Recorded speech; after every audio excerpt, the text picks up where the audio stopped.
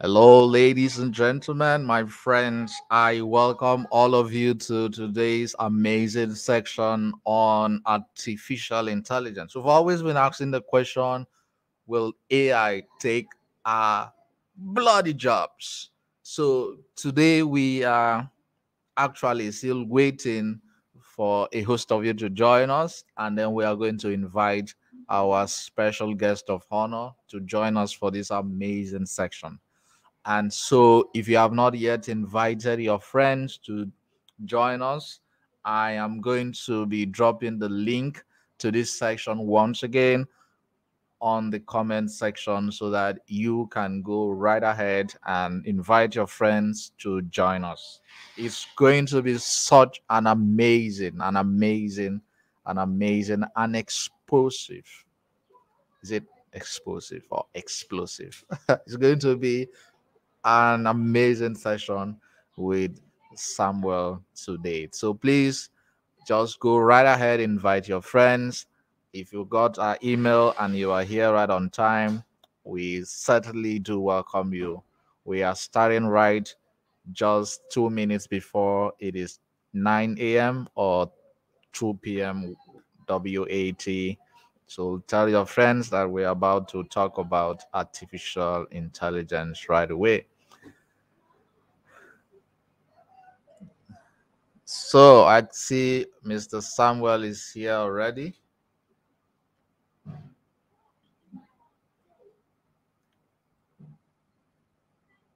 Crazy stuff with network. All right. Good to Really, see you. really apologize for that glitch.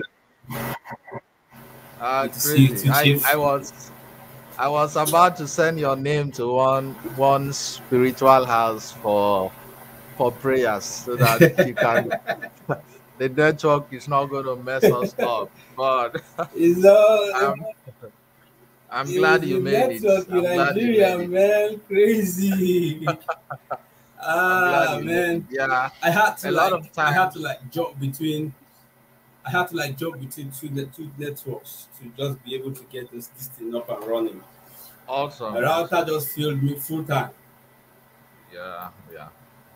It's time I'm having sessions with people resident in Nigeria, of course. We understand the network issues, the light Ah, issues, and all of that. So I get you. the, And so good the to see issues you. I mean, the we've issues been are talking there, but on phone, yeah. and I actually wanted us to have I small mean, it's gist great. before the session, but I just couldn't We do. have that gist to definitely come. I mean, we Yeah. will definitely have that gist. So we Probably will after the definitely session. have the gist. All right, Yeah, and we will I definitely. think it is I'm 9 a.m. looking forward. now or 2 p.m. immediately. So I am going to just go right ahead to welcome everyone to this amazing session. If you are just joining us for the first time, this is the health consultants and techies. I'm the lead strategist, and I've been trying my possible best to make tech in different ways accessible to a lot of Africans, not just in Nigeria, but a greater part of sub Saharan Africa, and of course, the rest of the world. But there is a trending issue of artificial intelligence, the ever evolving technology that promises to transform our world in unimaginable ways, has been a subject of both excitement and fear. While it holds the potential to enhance our lives and revolutionize entire industries, there are recent worries about job displacement, which has left many wondering, from Canada to the United States to the UK, in fact, majority parts of the Western world, and of course, sub Saharan Africa and the rest of Asia. We are all worried, will AI take our jobs or create new ones? So, in this amazing session, we are going to dive into this hotly debated topic and explore the implications of AI on the job market. So, join me as we uncover the truth about the impact of AI in a job market today. But before we go right into it, just allow me to introduce this fine Bobo in our midst. So, Bobo, we they make better money, and we need to Come on.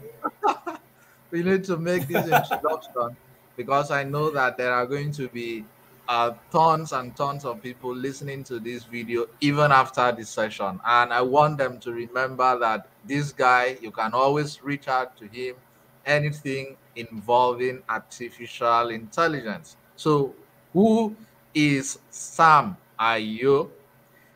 He is a seasoned and highly skilled hands-on AI engineer, a data scientist with years of experience in software, data, and AI consulting.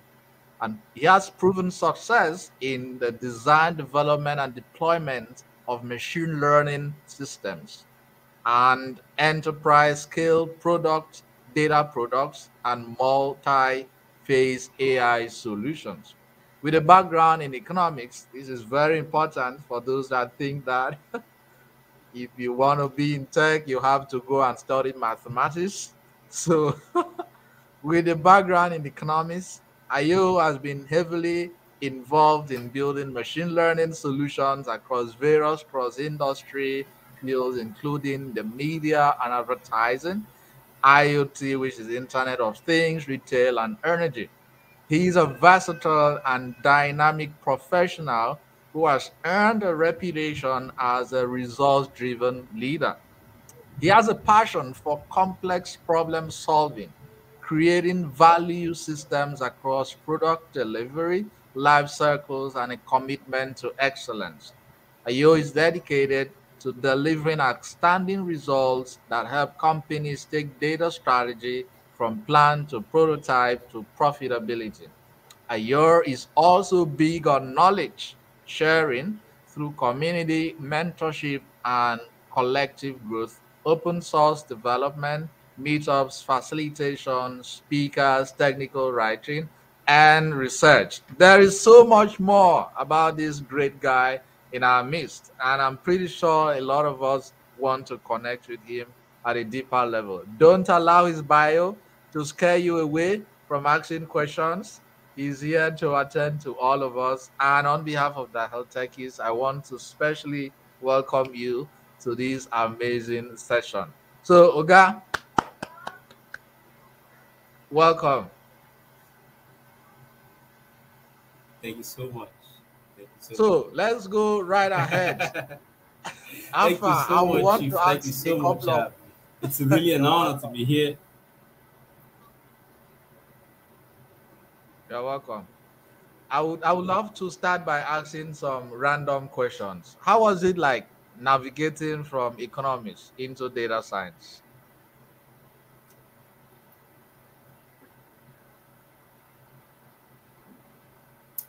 Okay, so that question, I get that question a lot, right? Yeah.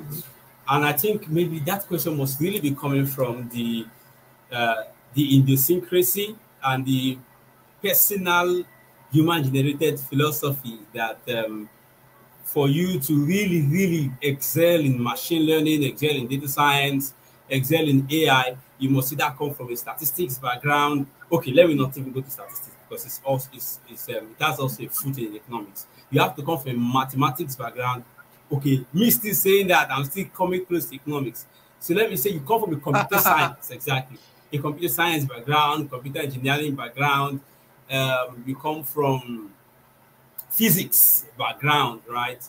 But really, when we dissect machine learning itself, you get to realize that majority of the things that are embedded, that represent the entity in that word, machine learning, are borrowed from specific domain areas, right? For example, when we talk about regression, when we talk about auto-regression, when we talk about time series analysis, when we talk about forecasting, those things are entrenched in the econometrics domain.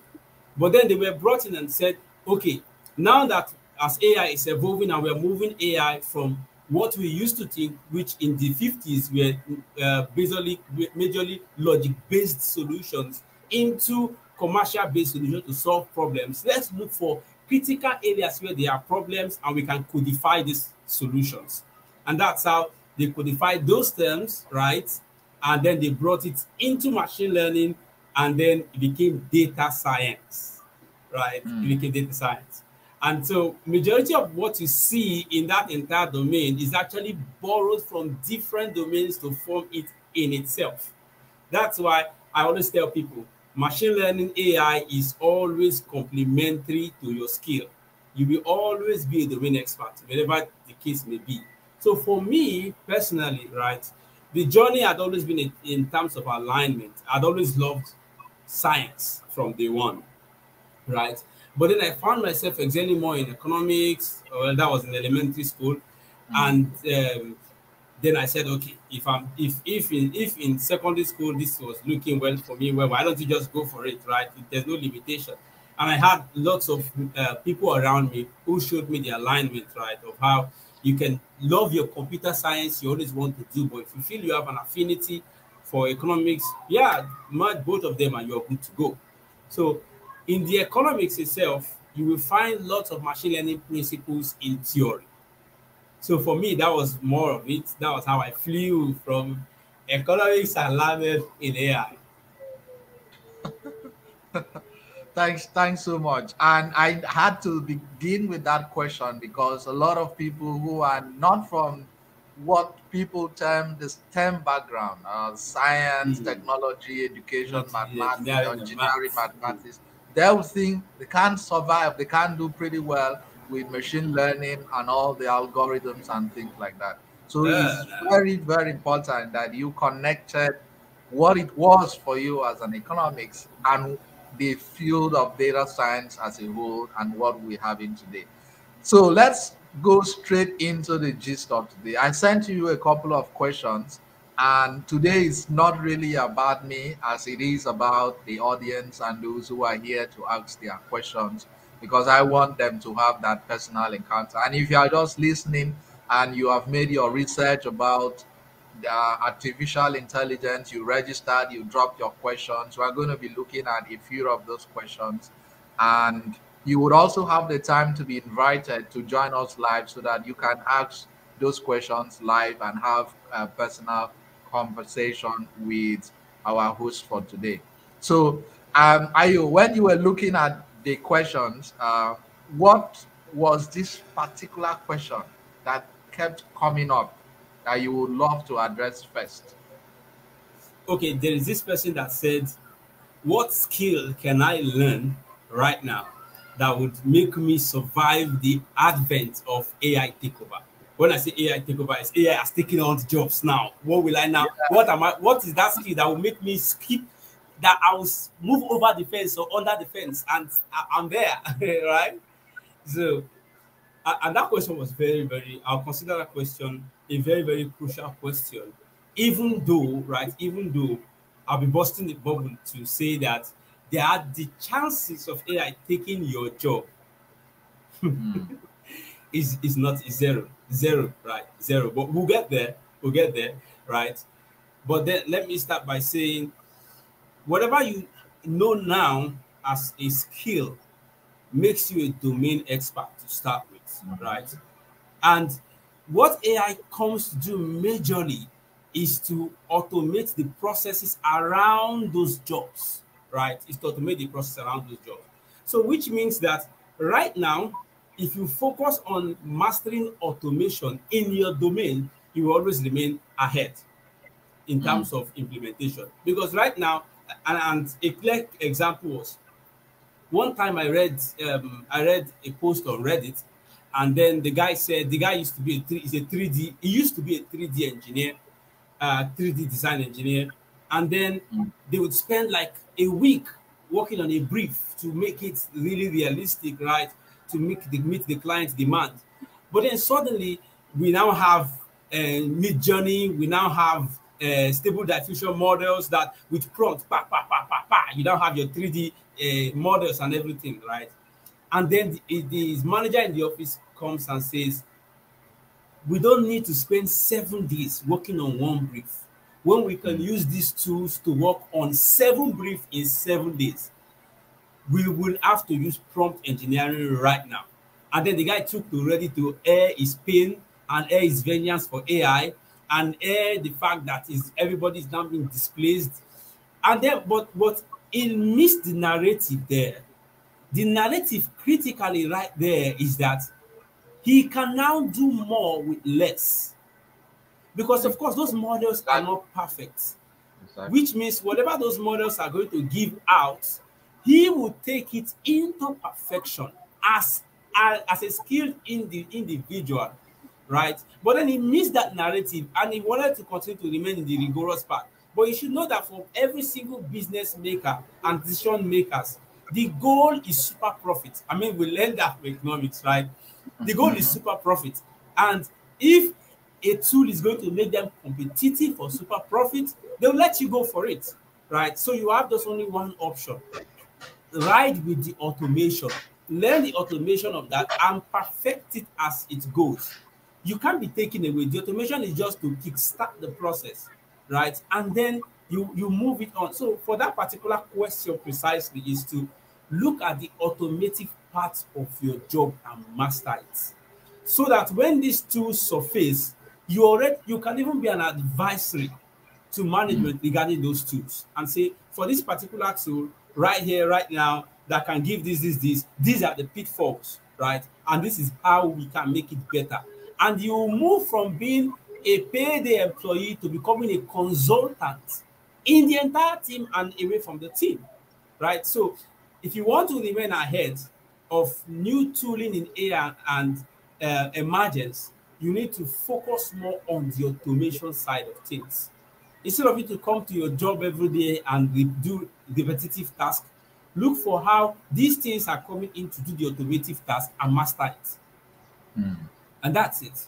You remain ahead. That's true. That's you just reminded me of one of my colleagues. I mean, she sent me a document. She was writing a grant to which is going to be approved by USAID, I think, and also the US Embassy in Nigeria, because we work with the US Embassy. And she was like, David, I want to change the content of this grant and make it to be, she gave me some thousands of dollars in terms of improvements. Let us improve this budget. And because the deadline was really very close and I was so very busy, I was working in the fundraising department in one international organization in Nigeria at the time. So, in tons of other organizations later. So, I understand what fundraising and things like that. I know how to. I used to say to people that I'm a professional beggar. So, I know how to. I know how to beg money from corporate bodies and Professionally. yeah, professional. So, but again, that's the street language. The professional language for people like us back then was fundraiser or yeah, fundraiser basically. So when she sent it to me, I was like, how am I going to? I don't like disappointing people, especially when they put so much trust in me. And I know that sitting down to look at the budget would mean reading the entire budget, would also mean reading the The objectives, the documents. timelines, everything to understand how to improve. So what did I do, guys? She didn't know that this is what I did. I just copied the essentials. I copied certain prompts. I pasted them on Chat GPT, and then I gave the instruction: improve this budget and make it up to so thousand in dollars. It is in naira, but put it in dollars using the CBN rate. That was a prompt, and so ChatGPT was just doing its thing. La la la la la la la. La. This is what you're looking for. The budget was improved, and then I saw, okay, there's something that is missing from this budget. I need you to think about that thing that is missing from this budget. Give me a list of things that can be improved. And it came up again and said, okay, looking at what you've the budget, the improved one, this is blah blah blah blah. Gave me a list of things that can be improved. And then I now told ChatGPT, you know what? Now we've had the things that can be improved. include them in the budget you reviewed for me, and insert a new amount, still compartmentalize it.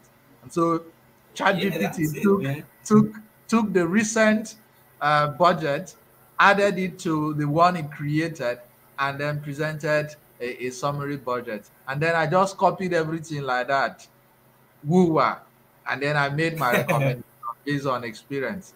And she was like, "Oh my God, you just saved, you just saved me." I said, "Oh well," but now you say this thing about automation. Do you know that I asked those questions because I was already in the fundraising field, so I knew the questions to ask. So Mm-hmm. ChatGPT was basically there to assist me answer those questions. Mm-hmm.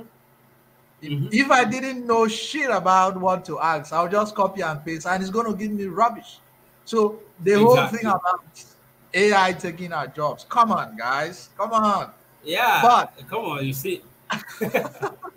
my and that takes me to just my next question, which really is towards those who are quite new to this field. That is AI, machine learning. Some of them here are hearing it for the first time. Some have heard it before, but the first time some of them heard it was probably fear.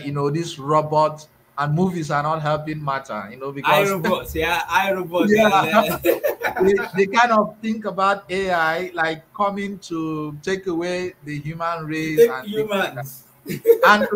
And even Elon Musk is actually working with some AI engine. I think they have this thing in the US, this association of artificial intelligence engineers or something. So he was like, let's put a pause on ChatGPT.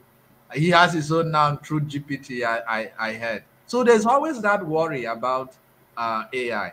So just tell us from your experience, in summary, what do you think is AI? Look at the content of what makes artificial intelligence artificial intelligence. Why should we even be interested in AI in the first place? Okay, so I had a similar talk on what exactly is AI. I think a couple of weeks back with some team guys at Microsoft, and the first thing I told them was, if we start today to dissect what really, or to unpack what is AI, we may never leave this place today. Really, True. because to start with, right, we need to say Mhm. what really is intelligence. If we start Yeah. from there, how do I define intelligence? How do you define intelligence? What really is intelligence in concept, right? Because we could see today, we could see sharks, we could see dolphins, right? They are able to move in parks, they are able to do certain behaviors, and we consider them intelligent. And then we can see a lion in its own pride stalking an animal carefully hunched in the savannah grass, and then we consider it intelligent. Or we see a rabbit trying to escape a hawk, trying to pick it up, and we consider it intelligent because of some certain maneuvers. But then, how do we really consider or factor intelligence, right? Because that's when we really embody, or we really unpack what intelligence is, then we can really fully dissect what really is AI, right? So let me start by taking us through a journey of what really is AI and how we landed in this AI fields that we are right now. So the word artificial intelligence did not really begin in this century precisely, right? It began as far back as the 50s, that is the 1950s, right? And it began really with automation, right? And what really kickstarted it was Alan Turing, right? Considered one of the modern fathers of computer science and modern fathers of mathematics, right? So Alan Turing asked a very simple question: what is computer intelligence? Right? Or paraphrased, how do we really consider computers to be intelligent? Because when we really consider computer to intelligence, then we can either fix it in either logic, decision, right, or in terms of progress. So when we now put it in that particular bracket, Alan Turing's questions now spurred into what we call academic research. that began in the 1950s of what later became machine learning. But from the onset, it actually began with when the team of researchers, right, from different domains across the US, Bell's Lab and the likes, began to work on hard coding knowledge bases. So it began with saying, okay, how can we really automate what we really have as programming? Because theoretically or basically, when we define artificial intelligence, we call artificial intelligence the ability of computer programs to mimic human intelligence. But so far, from what we have seen, you get to realize that that is really a far off definition, because for computers to be able to mimic human intelligence right now, we have not achieved that, right? And I'll give you the basis for why I said that. The reason why I say we've not achieved that is right now, systems we have are not self-dependent. They are always coupled together using different architectures to achieve what is referred to as scalable AI. A good example is our ChatGPT right now, ChatGPT 4, right? These things are not, ChatGPT is not self-dependent to do image, to do video, to do text, right? Basically on its own. It's a coupling of different AI architectures, unlike the human brain, right? A single human brain can actually do sight, sound, right? And what? It can do sight and sound, basically, right? And speech, right? A basic human brain can do that, but not for artificial intelligence systems. For artificial intelligence systems, they are always coupled together. So let me go back to the journey I was coming down from. So the 1950s began with what we refer to as symbolic AI, right, or logical AI, where they tried to create AI systems that had the capability to think logically. But then that posed a problem, because when we talk about logical AI, in what areas do we apply the logic, and how do we define this logic that this AI can actually do, right? Is it in terms of computation? Is it in terms of computational speed? Because the AI began to fail critically in these areas. I mean, it could not even identify images, right? And the best it could do was scale certain mathematical computation. And then because there were much more people looking into that research for machine learning, machine learning had not come, logical AI, right, as at that time, it began to experience more academic research. So more researchers began to look into that area, and organizations, governmental bodies began to pump lots of finance into logical AI at the time. But then it always failed in critical tasks, right? It kept on failing and failing. And then when societal bodies and governmental bodies and, of course, research industries began to realize these limitations, they began to pull out their funding. That particular period, we saw a very great decline, right, in the growth and advancement of AI. And then it became what we tag now as the AI winter, where there was no research. There was research of AI, but we had very, very little research in AI, right? But there were no funding. So basically, they were just private work. And then we now had a breakthrough in 2010, right? So not before 2010, we had in 2000 down to 2010. So it was a 10 years full-scale work going on in AI that resulted into a breakthrough in 2010, right? And that breakthrough brought about what we now refer to as deep learning. So as AI advanced, we realized that we can now train machines to look at historical data, that is from the 2000, right? The 10 years break. We saw that we can now show machines to look at historical data, and from historical data, they can learn patterns and observe patterns or relationship in that data, and they can solve basic problems like predictive analysis, right? What will fall under the family of data analytics. It could solve the problems of predictive analytics. And when that was realized, it now moved from logical AI into commercial machine learning. So they began to throw everything at automation with machine learning, like the banking, finance, retail. It all began, so much more data kept coming in, right? So, and one of the limitations that we learned from logical AI was logical AI could not generalize on data that really pertain to every scope of life, right? And one success that was now discovered to combat a particular problem at that time was the creation of what is now referred to as knowledge base. So they say researchers began to create knowledge bases, right? And those knowledge bases were now created and tailored to domains in specific industries. So they were now data collection began to experience great boom. Data was now being collected in different industries. And then these data were now being used to try to create machine learning solutions.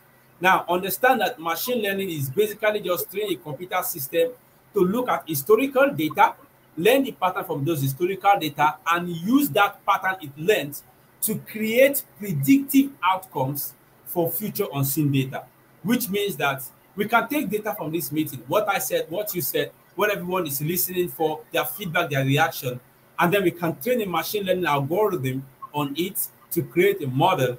And then we can use that model to say, if we're going to have this meeting again, what am I going to likely say? What are you going to likely say? What is everyone going to likely respond to? But then there was a limitation with that, because in human life, from social science, right now, I'm trying to, while I keep bringing social science and economics into this, is to further entrench that knowledge that it is not STEM. You need to succeed in AI, right? So from social sciences background, right? If you for those of us in social science, you get to realize that the human behavior is very, very sporadic, right? And very, very unpredictable, which means a person can today tell you that they are making a choice on A and tomorrow they make that choice on B because of certain factors, right? Other factors that would play in. So those were big limitations for machine learning, right? Because how can we really use the data we gathered from this meeting to forecast the behavior for the next meeting, right? Because by the time we're coming for the next meeting, people will be asking different questions, people will be responding differently, right? Now, that was it for one hand. So because of that limitation, they now had to look for how to make machine learning solution steeper. How can we learn beyond and generalize better beyond just surface level of what exists in the relationship in the data? And that research moved from 2000s to 2010, and then we had a breakthrough in what we now refer to as deep learning, right? So let me move back a bit so I can really connect the dots for those of us listening. In the 1950s, we began with logical AI, right? And then there were big limitations in terms of how do we define logic and how do we analyze what logic really is. And then there was a winter because, of course, the questions were too big, the answers were so little. We needed data, big data. And that pumped the industry into looking more on data, right? And then data began to come, and then it gave birth to what we now refer to as machine learning. Now, from the bed of machine learning, there was a limitation again. This limitation was the ability for these machine learning solutions to generalize well. They were not generalizing well, one, and they were not learning deeper. They were only learning sporadic surface level, which are just relationships. And then in 2010, we gave the birth of deep learning models emerged. And for the first time, machine learning solutions could recognize images and video data, right? Or what we refer to as moving images and still images. So for the first time, it could do that.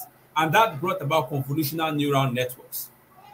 And that was it, computer vision everywhere, right? We now have computer vision models that can identify objects, tag objects, facial recognitions, right? And fingerprint recognition. It blew. Not only did that explosion affect only the computer vision industry, it affected both the natural language industry, because then we had what is referred to as LSTMs, right? LSTMs came up, long short-term memory architectures, and then we now had audio analysis as well, right? We now had audio analysis that could do fingerprinting. Audio fingerprinting, I don't mean fingerprinting with your finger. So we now had audio fingerprinting, and that explosion came. So, and at that particular time, from that 2010 coming down, we began to experience what we call enterprise AI. So AI began to move into commercial levels, where you now have security cams embedded with AI. You now have your computer embedded with AI, right? And that's how it grew, right? Sporadically, it kept growing. More research kept coming. And because there were now strong use cases for artificial intelligence, especially with deep learning, funds started coming to the industry, right? More research industries kept coming up, NVIDIA, AMD, right? Processors. So it brought about more opportunities for businesses to thrive, right? So it now meant that more business decision makers can now make more informed decisions based on analytics gotten from these particular models and the outcomes that they provide. Now, that grew. Then the research kept going on, advancements in AI kept going on, right? More research, more data kept coming in because the majority of these things were open source, which was what AI lived on critically. And then in 2017, another major breakthrough came forth by the Google team, right? So the Google team, so the first breakthrough, right, in the 2010s came from the Microsoft team, right? The likes of Jan LeCun. And then in 2017, we had a breakthrough by the Google team. They brought out an architecture that was fondly referred to as attention is all you need, right? Now, that was the low-level definition of what it is. The high-level definition of what is now became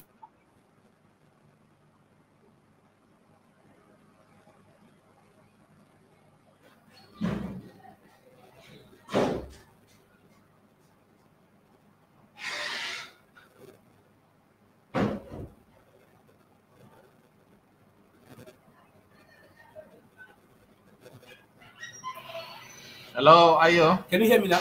Yeah, so sorry about that. Sorry about that. Yeah, welcome. Okay, sorry about Welcome. that. I hear you now. Yeah, so we had the transformer architecture, right?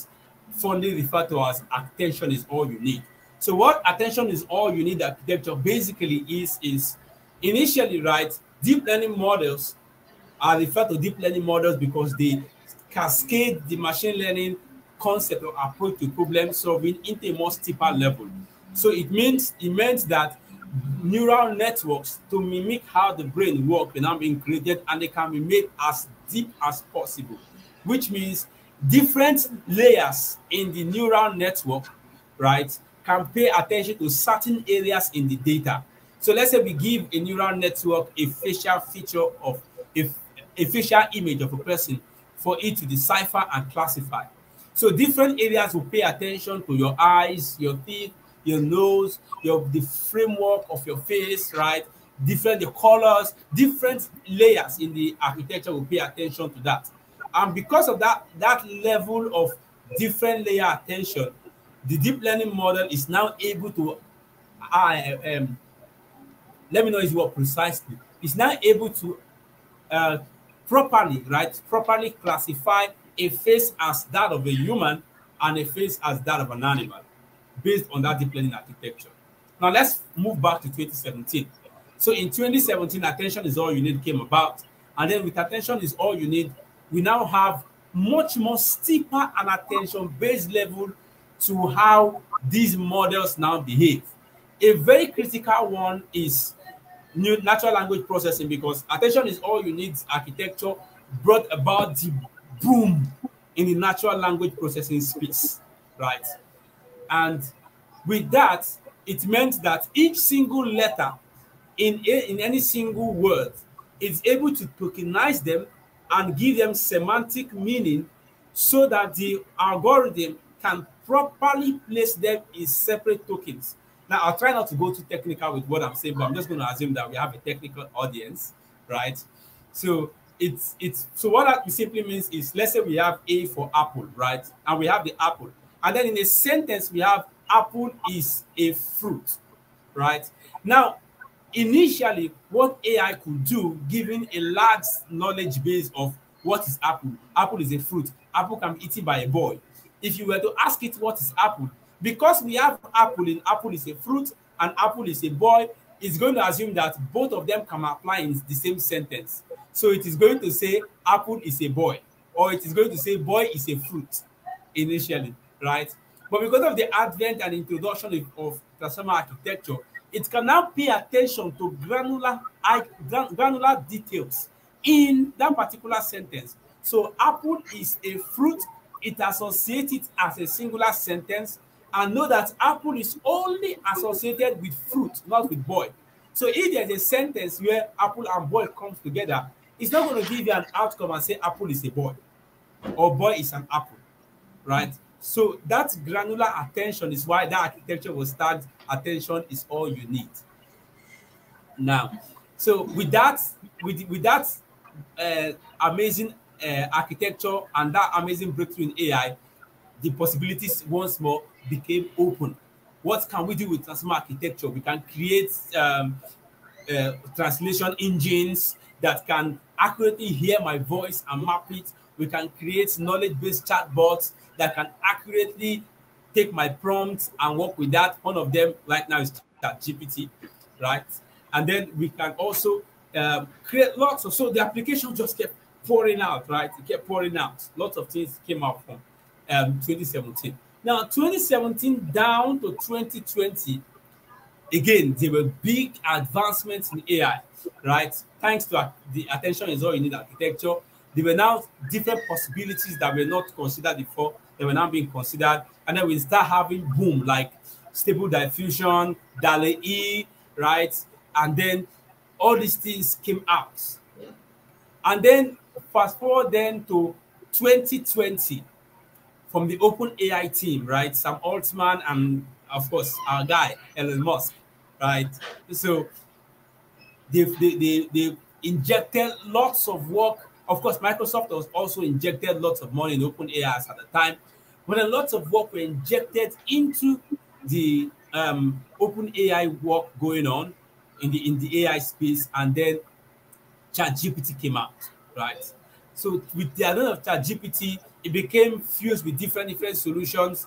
GitHub Copilot adopted it, which means right now people can now with prompt ChatGPT with prompt GitHub Copilot can create a full-scale application for you, right? It moved into different solutions. Grammarly also adopted it and the likes, right? And then 2020, 2021, 2022, 2023. Now, 2023, we had ChatGPT 3, right? And then the whole internet blew up because right now, ChatGPT, borrowing from all this journey and all these years, brought all those capability and was trained on billions of parameters. So when we say billions of parameters, we mean that look at different domains. Now, from these different domains, look at specific use cases from these domains. Now, from these specific use cases, look at granular problems in this domain and pull out parameters from there and use it to train an AI. That's how crazy ChatGPT 3 is right now. Right? We're not even going to talk about ChatGPT 4 yet, but ChatGPT 3 right now, that's how crazy it is. Right? It borrowed from different medicine, architecture, economics, stock, finance, everything borrowed separately, and then even coding and programming, and then that came about. So what I've just said now is I've just broken down 70 years of AI journey into let's say 15 minutes, 15 minutes of discussion. Even Professor no do pass this one. Okay, so wow, but then really, yeah, go ahead, okay, go ahead, please. Okay, but then really, right, when we now look at artificial intelligence precisely, it's broken into actually 3 categories, right? Some say 7, right? Some say 7, but basically it's just 3. And that's what we refer to as ANI, artificial narrow intelligence, or weak artificial intelligence, AGI, artificial general intelligence, or general intelligence, and ASI, artificial super intelligence, or super machines, right? And what ANI just simply means is artificial intelligence that can do basic things, basic scope, right? For example, you and I, today, if you want to be a doctor, all you need is medical school, right? And you're a doctor. If you want to be a lawyer, all you need is law school and some years, and you're already there. But for ANI, that's artificial narrow intelligence solutions, they cannot do that. because they are trained on already existing data. And one thing about humans as we are right now is that as a person, two ways you can learn. You can learn by inference or you can learn by expressive teaching. What that means is I can sit you down and say, what really is mathematics? And I can write mathematics equations and teach you. Or you can study on your own, or you can learn mathematics relatively. You go to the market, somebody says they are going to sell you two items for 200, and you just infer that it's going to be 400 for those two items at 200 naira each, right? So, in machine learning, that's called supervised learning and unsupervised learning, right? So for artificial narrow intelligence, that learning style is supervised learning, right? Which means that it must learn from data that is available. It has to learn from it, right? And then from that, it can also apply what is called reward learning, which is reinforcement learning. As it learns, the more it makes right and correct predictions, the better it gets. As it learns, the more it gets better, it grows, right? Now, in terms of stages that we are in the evolution of AI, right now we are still in artificial narrow intelligence. And that is artificial intelligence for only specific use cases. So when we talk about things like artificial intelligence that can take over the world, we are talking about ASI, not even AGI. We're talking about ASI, that is artificial super intelligence, which means there is cognitive self-awareness. For example, you now, as an entity, you know you are alive, you know you are living, you are self-aware of yourself. But machines right now, AI is not self-aware, right? Which means it does not know it is alive. You can shut it down, you can start it up. It's just responding sporadically based on user input. So let's not even talk about ASI, which is the extreme end of the artificial intelligence spectrum. Let's talk about AGI, which is artificial general intelligence, which means it can do many specific tasks correctly and actively, right? We're not even there yet in AGI. We're not there yet in AGI. Because for AGI to be AGI, it means that you have Jarvis. You know Jarvis from Iron Man, right? It means you have Jarvis, which means you have an AI that can know what to do, how to do it, support you, help you grow, take over your day-to-day task on its own cognitively. It has to be cognitive, right? It has to be an intelligent agent. And like I said earlier before, the term of intelligence is very, very relative, right? It's very, very relative. And when we say something is intelligent, we have to judge it by a yardstick, right? So for we humans, right, our level of intelligence is being judged and determined by decisiveness. Can we make decisions on our own? Accuracy. How accurate is that decision that we make? Logic. Do we apply the logic to those decisions that we make, right? So these are actually areas that are strongly considered. Yeah, so please give me a second. Let me check on my headset. I think it's making a funny sound.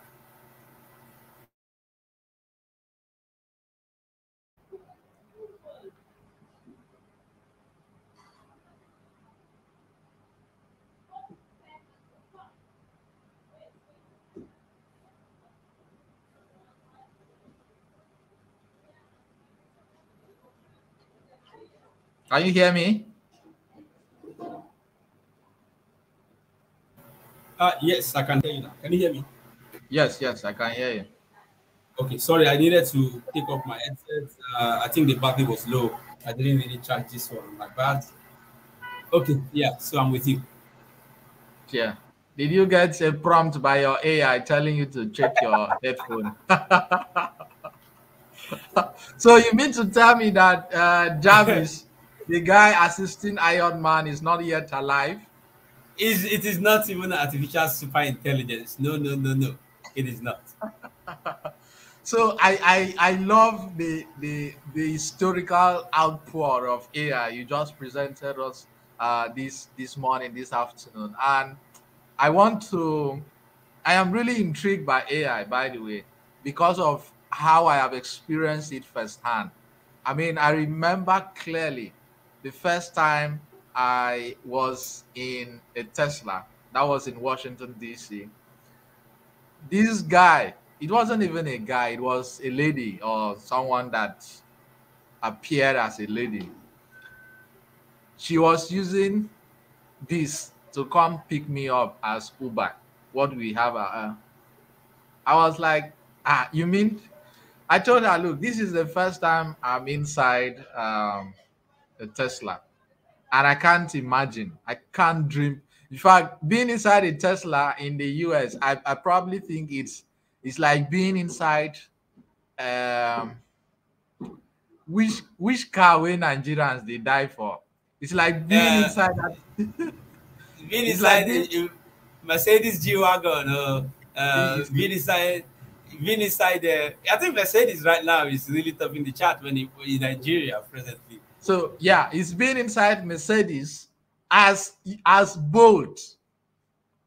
So think think about Mercedes coming to pick you as that is the feeling I got. But there is something I noticed when I was in this car. I mean, I'm not always very, I don't hide my admiration. I told her, no, I mean, you've made history. You are the first person to pick me up in an Uber with a Tesla. And then I went ahead to pay attention to the car. Like the car is the definition of simple.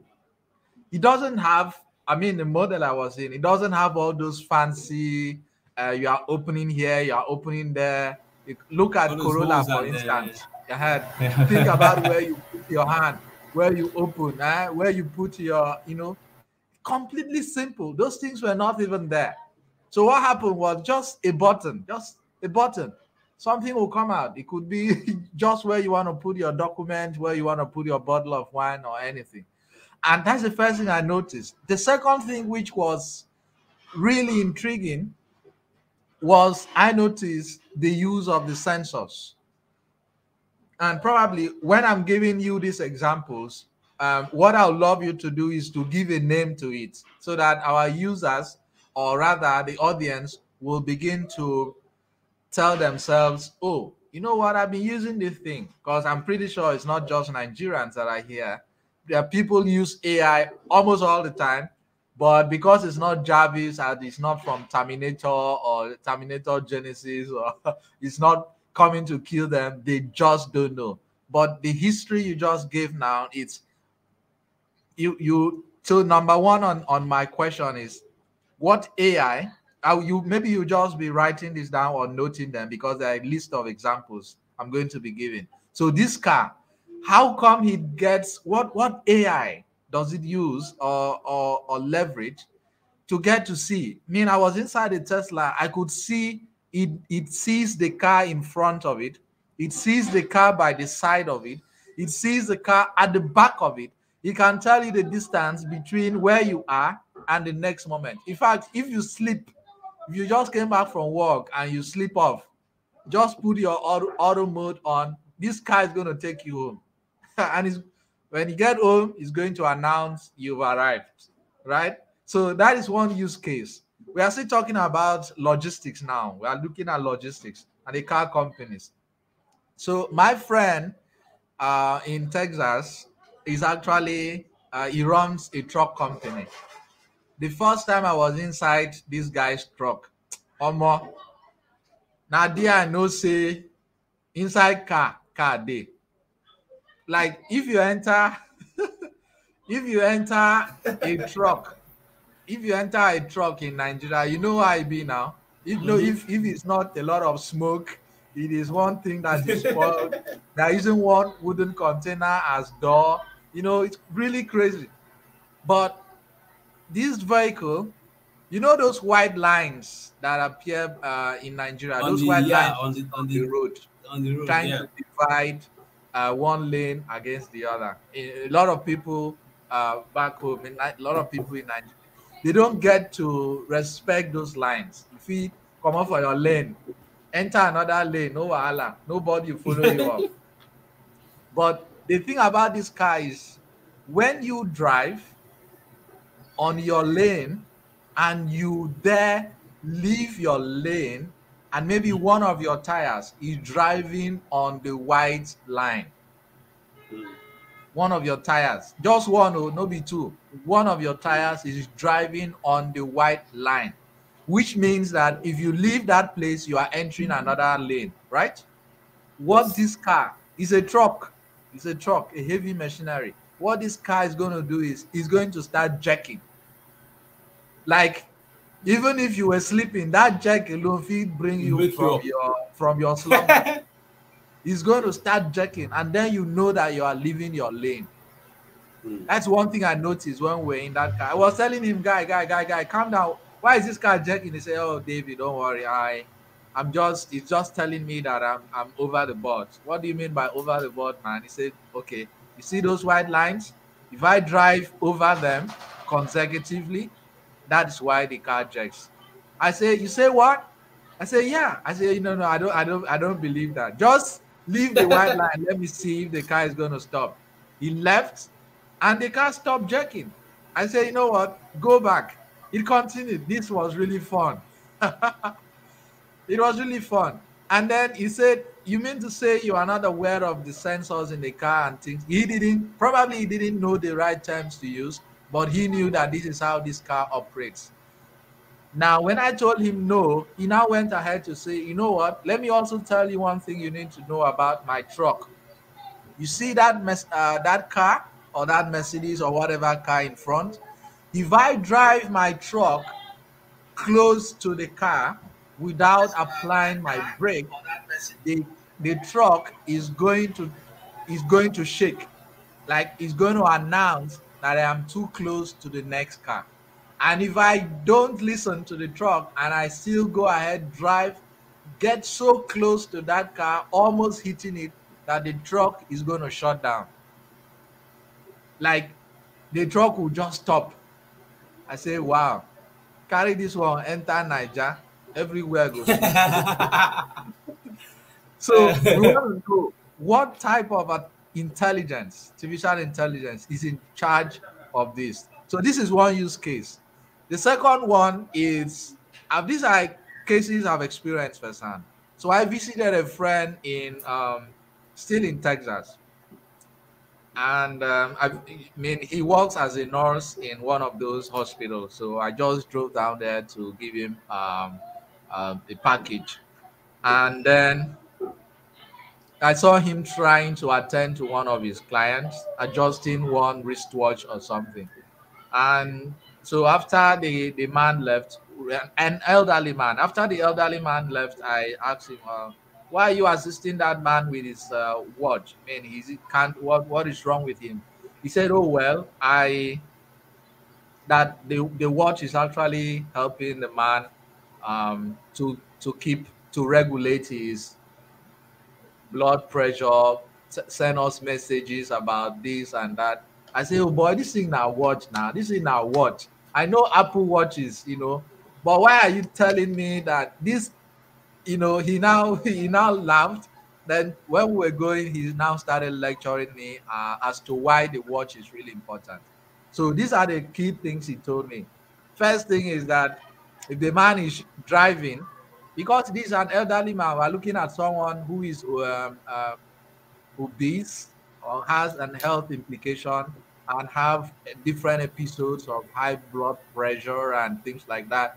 So he was saying that the watch will send the nearby doctors or his doctor personal signals about his location if he runs into such episodes, and they will just rush down there and pick him. So if he's driving, for instance, because the man loves driving, they've told him to stop driving, but the man doesn't want to stop driving. He says he loves driving. They said, "Okay, always make sure if you're driving that you have your seatbelt on, you are not going above 30 miles per hour, and again, you always have your wristwatch." So there was one time the man was driving, and he now came across, this episode started, and the watch picked that signal. He had to shut down, park the car somewhere. The watch sent a signal automatically to the nearby doctor, and they rushed down there, came and picked him. So If he's sleeping, he has those episodes. Think about it as somebody you know who is epileptic, or someone who is schizophrenic, or someone who is just having those episodes in your hospital. Just a simple use on attachment of a wristwatch, a headphone, just something on your neck, sending signals. That was really amazing to me. That was really amazing. So that is the second. What AI can we think about? I'm just trying to put your history into use cases so that people will appreciate how these things get to work. And then the banking sector. The banking sector. I'm always asking myself questions like, I mean, of what use are these guys putting these scanners? Like my friend wanted to withdraw money of recent in Nigeria, and other people were kind of withdrawing 20,000 naira with the ATM. And she said that when she went to the bank to complain, the bank was like, you know what, you can't withdraw more than 20,000, but because we can't give you 100,000 and you are banking with us, just use this particular ATM. Make sure that the camera sees you, that you are using our card, then you'll be able to withdraw 40,000 instead of 20. And so she went and she was able to withdraw 40,000. I was like, is there like there's somebody at the back of the camera taking your face and making decisions for your bloody life and telling you how much you can withdraw just by a camera? So if we look at the banking sector, maybe you tell us the type of AI that we've been using all the time, especially in sub-Saharan Africa, different parts of the world, that a lot of people are not aware that this is what they're actually doing. And then finally, I want to talk about the pleasure industry. The pleasure industry. I mean, the majority of you here are adults. Me, I'm a baby. Oh, I never sabi anything. But for those of you that are adults, you are listening to us, you have your girlfriend, you have your boyfriend, you have your partner, you have your, whatever your orientation is. So these days we have sex toys, different types of sex toys, incredible sex toys that can take you to cloud 10, 9, and above. And we also have what is it called? There's this one I've forgotten the name of the sex toy, but it can actually respond to your touch. Like if you're a man right now and women don't show you shaggy, you are just like, come on, I'm not doing women again. I just want to get a sex toy. And then you get a sex toy, get it all dressed up like your girlfriend, and you can actually tell it to come meet you when it's 9 p.m. or 10 p.m. all the night. So it can always come to you, and when you touch it, it responds to you.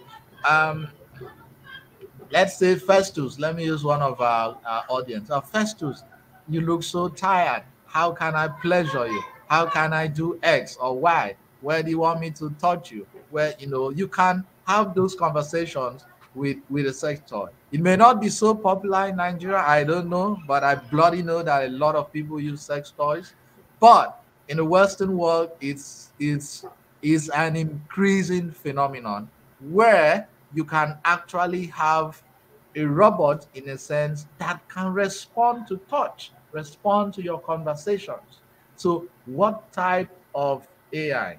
Chidima, does this remind you of something? This is why you're shouting my name. Okay, So so we are interested in knowing what type of AI can make that possible. And finally, before I allow you to give us names for these use cases, I remember my second degree was actually in psychology and philosophy. I remember when I have a dance, yes, sex dolls. I know you people know it, so don't worry. I'm not coming to your house. I don't want to see them, but it's fine. I during my studies under philosophy of language, there is this German guy called Ludwig Wittgenstein. the philosophy of language. And when you were talking about neural, natural language processing, neural networks as an offshoot and the growth of AI, you discover that long, long ago, philosophers actually predicted, especially someone like Ludwig Wittgenstein, predicted that language actually is the stuff through which the world was built upon. Because if you are a Christian or you have a religion, you discover that in the beginning, God said the use of words, right? There was words were actually the thing that made creation possible. So I'm just trying to create a connection between natural language and the fact that if we allow natural language to grow beyond the way it's growing in the form of ChatGPT, imagine putting ChatGPT inside a robot, which is already happening. Like you can have a full-time conversation. There is a robot now called Ameka. They are trying to infuse these things into Ameka. You can have a full-blown conversation with a robot. Ask the robot questions like, you know what? I want to break up with Ahava Das, but I don't know the best way to break up with her. She has been following me up. I don't like this girl. She is crazy. And the robot can actually respond. It's like, you know what, David, 3 years ago, you broke up with Gift, and I must not forget that she broke your head. This time around, I want you to do it this way. A full-blown conversation. Crazy, crazy. So, guys, let's have this conversation and put into perspective this history so that we can now move over to our audience if there are questions they would want to ask at this point in time. So, over to you. Okay, so let's look at your questions from the case studies, right? I hope you can hear me. Can you hear me? Okay. All right, great. So let's look at your questions from the case studies, right? Because you asked some really, really interesting questions of how AI plays a critical role across different domains. So I'm really going to start with case study one, which was the experience with Tesla's vehicle, right? So Tesla has or uses a deep learning architecture or deep learning design system that is referred to as data flywheel. That's what the Tesla team uses. Now, for them to achieve that kind of what you see in the Tesla vehicle, as I mentioned earlier, it is ANI, right? So it is not one AI doing everything. They have a couple of AIs that come together to make that car what it is today. But what it is leveraging basically on is computer vision, evolutionary algorithm, and swarm robotics. Swarm robotics. Or let me not call it swarm robotics, because swarm robotics is the application of it in Tesla. But if we're looking at it as an intelligent agent, let's isolate the hardware from the software. It is swarm intelligence, evolutionary algorithms, and computer vision. So let's start with the computer vision, right? For the car to be able to see the lanes, see the car coming, right, jog or vibrate when it's moving on the demarcator on the road, that's done with cameras, high definition cameras. So those cameras take the images and then they feed it into a neural network, right? Now, it is done using what is referred to as embedded deployment. Embedded deployment is on-device deployment, which means initially what is normally done is the AI is put on a server or on a cloud like Azure, GCP, and then the device that sends the data for interfacing with the AI is put on a local device. A good example of that is ChatGPT. ChatGPT right now is not on edge, right? It's not embedded. It is actually in the OpenAI server. We can interface to it using an interface that is the web browser which they provide, right? But now it's also being incorporated to different devices. So that one is not on edge, right, or embedded. But the Tesla model is on edge, which is it is on the device itself. And the Tesla team explained and said one of the reasons why they did that is because of optimization. because AI can really scale. The weight of an AI model can scale exponentially. Now, I'm talking about this discussion now is no longer about designing AI now. It's now about deploying AI in production, right? That's what the Tesla car is, AI in production. So AI in production is number one, very expensive. Number two, very difficult to maintain. And number three, requires very high expertise, right, to keep running. Very high expertise. So for the Tesla team, what you have in the car has about 6 sensors, two in front, two at the back, and two by the side, right? So, and for the ones in front, those ones see objects in the front, cars, lines. The one by the side can see you and help it navigate if it is driving off course and on course. Then the one at the back is to see the rear view. Now, how does it identify cars in front? That, oh, I'm about to hit a car, I should stop or I should beep. It does that using what is called object detection and object tracking. Object detection in computer vision is, I can identify that you are a man. I can identify that this person is a woman. I can identify that this is a car. I can identify that that is a plane. Object detection.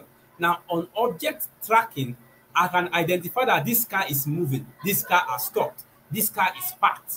This car is reversing, right? So it does that with object tracking.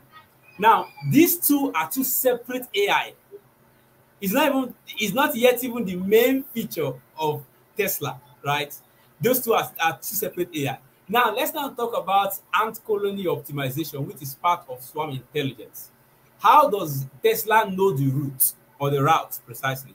How does it know? How can it drive on its own from your house to the office and back? So it does that using ant colony optimization. In a much more steeper technical term, it's called the shortest traveling salesman problem. The traveling salesman problem, which means how can you find the shortest path? It is the technology that powers Bolt, powers Uber, powers all these different technologies, right? So it brings all of these things together. Evolutionary algorithm using ant colony optimization and swarm intelligence. Then it uses object tracking and object detection to put it together. I think now I've explained how it sees cars, right, and human beings. I've explained how it gets to destination and back. Now, how does it put all these things together in composure, right? So it does all this using neural networks.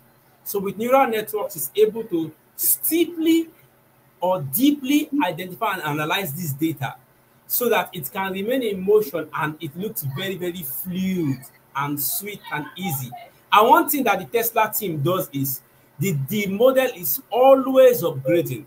Now, why I say always upgrading is, remember I mentioned earlier that the limitation of ANI is that it uses historical data to create outcomes for future occurrences, which means Tesla cannot drive in a route that it has never been before.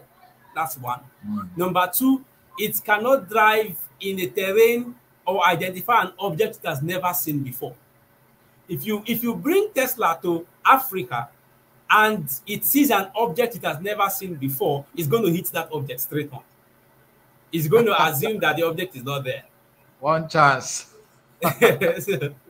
So these are the limitations, right? So this is what powers Tesla products. Is a combination, right? In machine learning, it is called ensemble modeling. Ensemble modeling, where you have different models put on top themselves to make a system intelligent, right? So the intelligent agents in Tesla model is a combination of computer vision, swarm intelligence, which they infuse with swarm robotics for the car, and then you now have object detection, which is computer vision. So those three things are what powers it.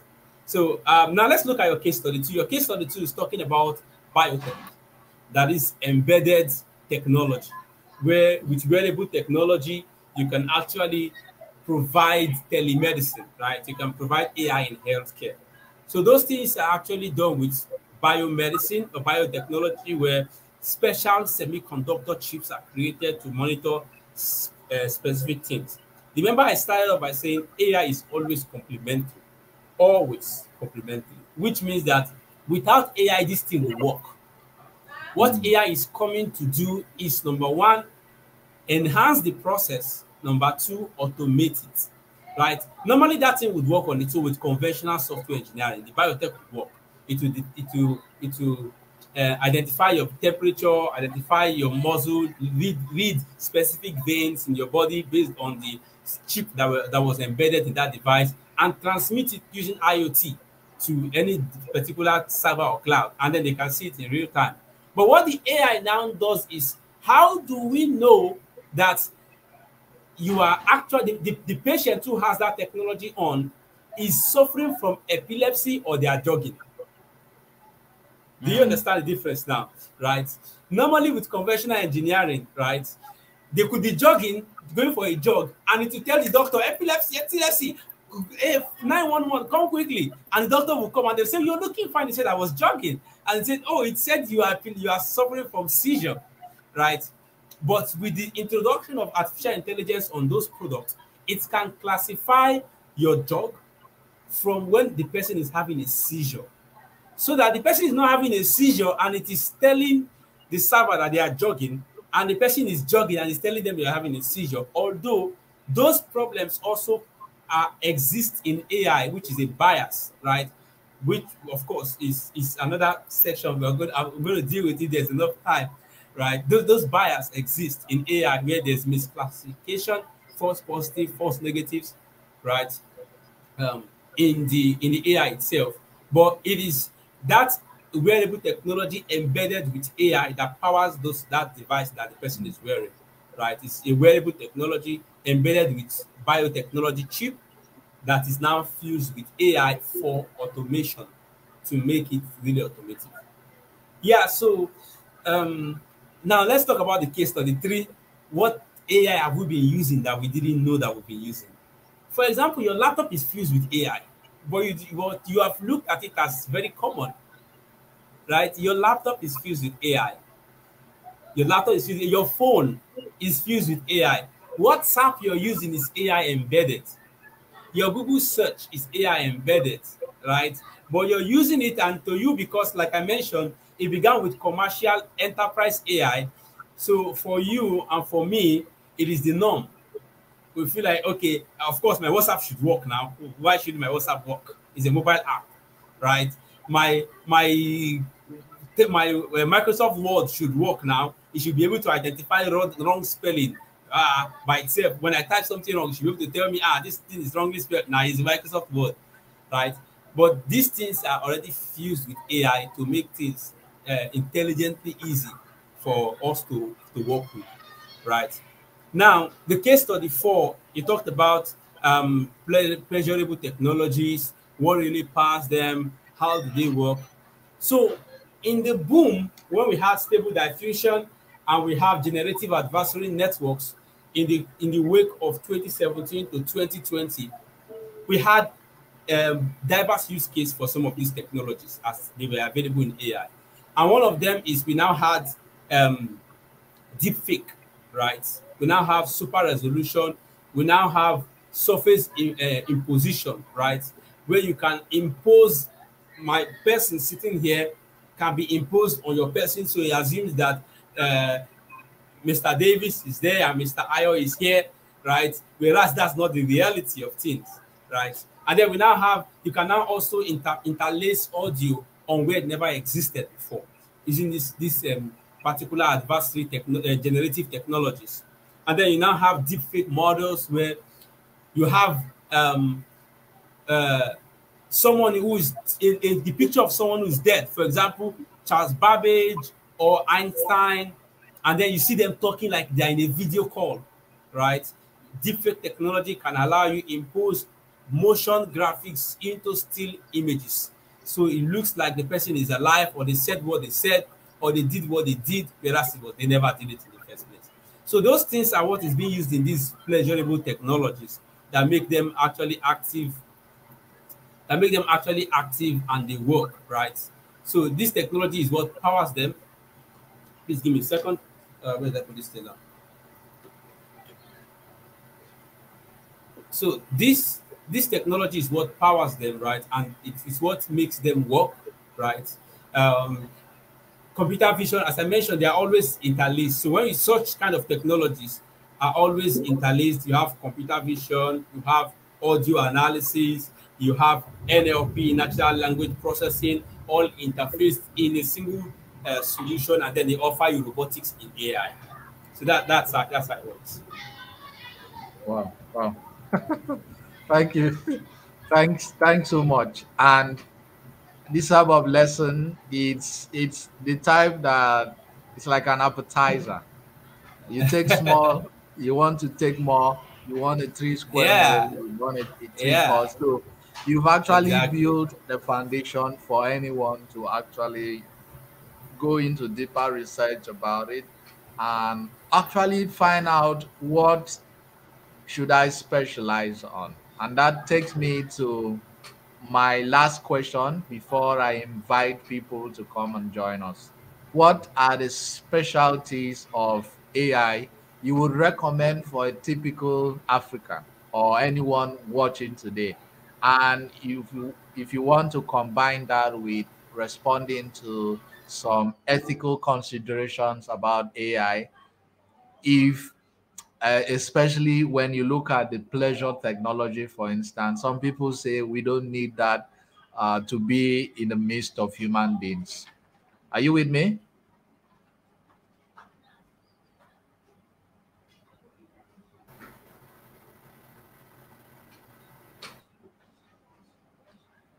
So while we wait for Mr. Ayo to be back, if you have Sorry, I'm back. questions, okay, Sorry. yeah.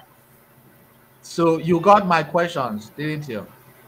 Yeah, I'm with you. Okay, yes. Yeah. No, So if you I got, didn't. I think I missed it. You can please ask all again. right. So I'm trying to find out what are the specializations in under AI you would highly recommend young people should begin to look at so that those who want to leverage different types of jobs, when we're looking at not just jobs, but we're also looking at what can I do in the AI space, and also use that to respond to the question, what are the ethical considerations we should be looking at? Because there are fears about the ethics of certain AI usage. So if you can talk about that, then after that, I will be inviting the audience to join, and then we'll read all the questions that are already typed on the comment section. Okay, so let's start with looking at use cases for AI in Africa. Let's start from there, right? Because I think majority of the use case for Africa. So right now, Africa is still experiencing an emerging market when it comes to AI. Most businesses began first by jumping on the AI craze and employing data scientists, but now they've realized that there's a problem. They don't need data scientists because they don't even have data to start with, right? So now they are taking the U-turn and beginning now with data governance, data architecture. Now, when they now have these two together, they now move into getting a data engineer, then they now get a data analyst, and finally they now get data scientist and ML engineer slash AI engineer. So how would you really fit into this narrative, right? You really want to go into the beginning because you are in Africa, right? And the market that we are in right now, businesses are trying to find out what can we really do with AI and data science, but they really don't have the data. The first thing you want to do is to put yourself, align yourself with where the value chain begins, which is in data collection, right? And that gives you a lot of roles. You can begin with a data engineer, right? Most companies are sporadically hiring data engineers right now to help them put together their data. Some of them had data, but data were badly kept. They've lost integrity, so they will need you to come in and bring that data into one place, which is usually referred to as data warehouse, right? And then help them create pipelines to distribute that data into different channels where it can be used. Big industries that are really craving for that right now is the retail industry, e-commerce industry, finance industry, media industry, banking, and okay, I think I put that under the finance industry umbrella. technology industry as well, right? Insurance industry, they are looking for people to help them bring their data together, right? So after data engineers, then you can now look at data architects. In short, a couple of days I saw someone asking me if I was going to really apply for a data architect role. He has an opening. He really thinks I'm a fit. And I said, well, that's great, that's amazing, but my hands are full, right? My hands are full. So, data architecture, you can be a data architect, right? You can help consolidate how the data should be structured, where really should data come from, help them draft a data plan. You can also be a data officer, right? Help them with data strategy documents and the likes. So with that, you can then move on. Let's say you didn't find any of the data collection roles as active or as interesting as you wanted it to be.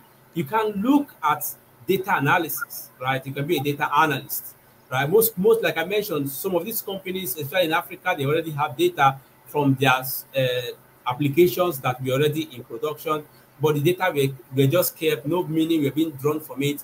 You can use that previous historical data to help the business forecast, right? You can help business forecast based on this data and say, okay, the data we had from 5 years ago means shows clearly that every October we have a sales boom.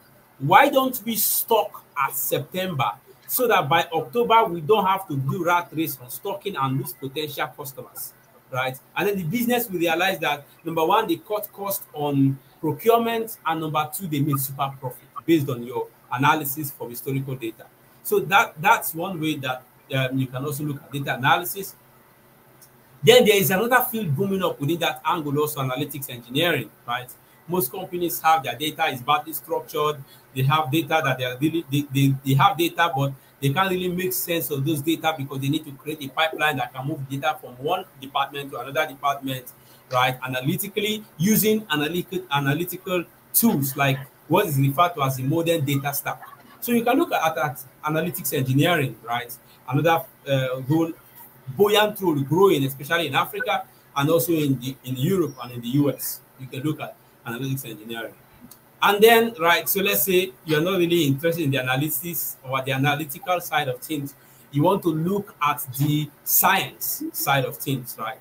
Then you can look at data science. You can be a data scientist, right? You can be an ML engineer, right? You can be an ML ops engineer. You can also be an AI engineer.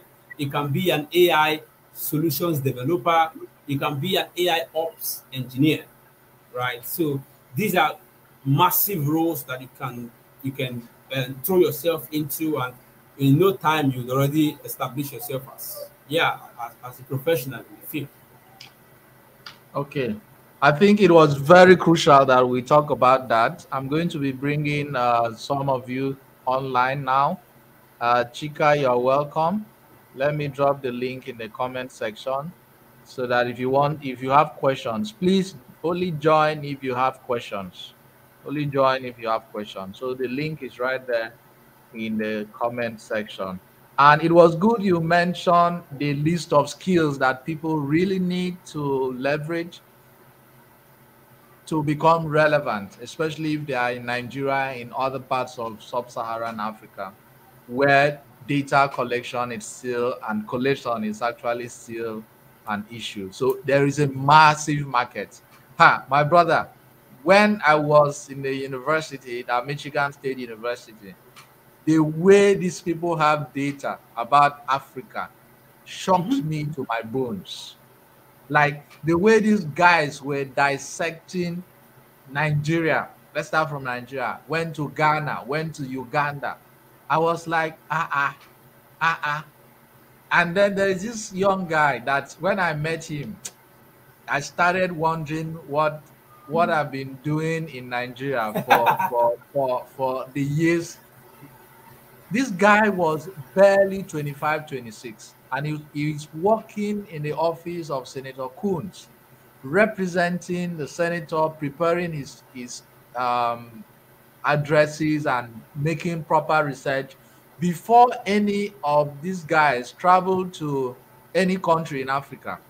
They must have, that is they must have gotten data about that country year in, year out.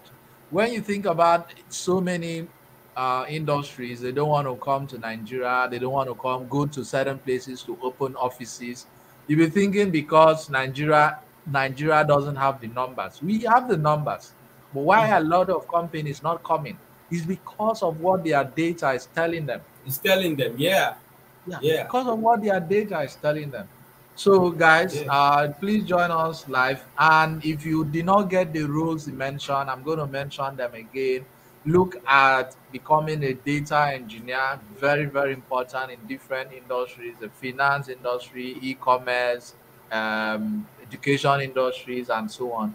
Look at becoming a data architect. Look at becoming a data officer. Look at becoming an analytics engineer, a data scientist, a machine learning engineer, a machine learning ops, right?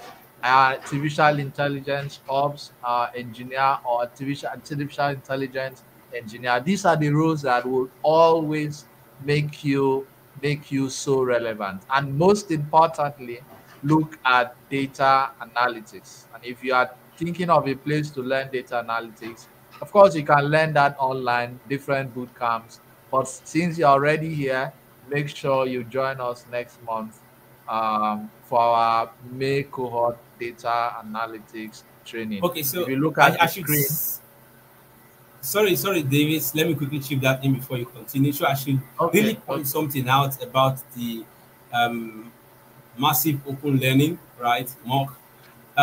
There is a difference, right? I'm just saying this, right? The conversation just played in, and I just really want to say, because I do say sure, a sure. lot to my mentees. There's a difference between learning data science and analytics from open learning courses and from learning from a trainer or learning under a team, right? The difference there is that there are some things you will not learn from those open courses. The singular reason is that time, and they are optimizing those learning for different sets of people. So it is never granular. It is never granular, right? For example, those courses will never teach you that outliers should not be thrown away. They won't teach you that. They will only teach you how to treat them. But they won't teach you that for different domains, outliers are not to be thrown away. So that is why, as you mentioned now, I want to just elaborate that, right? It's very important that, yes, you can learn from open courses, but having a boot camp that is tailored specifically for what you're learning is a bigger advantage. Yeah, so please, you can continue. My brother, tell them, oh, because sometimes people would say, "Oh, why should I go to any trainer or to learn data analytics?" For instance, I keep telling them, look, before you dare to go to these open source areas to learn, make sure there is someone on ground, someone who knows Yeah, what he or she exactly. is doing. Right. Make sure you have Exactly. that person on ground, because Mhm. trust me, if you go to different open learning sources to learn, the videos are already recorded. They didn't record that video for you specifically. There are Specifically. thousands of Exactly. people listening. You Exactly. can't even ask a Exactly. question if you have Exactly. issues. Okay. Exactly. Look, Exactly. when I wrote my first Microsoft exams, Certificate exam. I failed beautifully. I failed beautifully. The registration money in dollars It gone. will play And away. you know what? Uh, I just carry myself, JJ, go, and I met one of my friends. Then I told him, look, I don't want to spend another money. I really need these certificate exams. And it's from Microsoft, of course. mhm. And this guy prepared me because he's an expert, prepared me for at least 2 months. That was why when I wrote that exams a couple of years ago, February, I remember, I passed the exams. Ever since that time, I keep telling people, look, you can learn all you can online, but make sure you have somebody. The health tech is, we've been running this training for a couple of years now. And each time people come back and they share, I don't boast about students' numbers because anyone can enroll to learn. What I boast about is people who can actually show me results of what they have learned. For instance, were you able to secure an internship opportunity, a job? Did it improve your outcomes? You know, things like that. Rather than certificates and you attended this book, that's it. The audacity to even put into use what you've learned. I had to start all over again, rehearsing, going over my Python notes, even if I know how to code a few lines, a couple of lines. I've had capstone projects in the past in machine learning, but I just felt to go back. And each time I go back, I'm always excited by the fact that I actually paid somebody to teach me that thing. And then if I'm confused anytime, I can always go back. Just like anyone listening to you now, don't be surprised. There are people who are already going to LinkedIn to search for your name. They want to connect. They want to be in your field. They want to ask questions. Some would want your WhatsApp number after these events. They want to ask questions. They want to connect. If you're in Lagos, they want to hang out, things like that. That is the community we are talking about. So, guys, if you are thinking about data analytics, we also have product designs. Just check our website.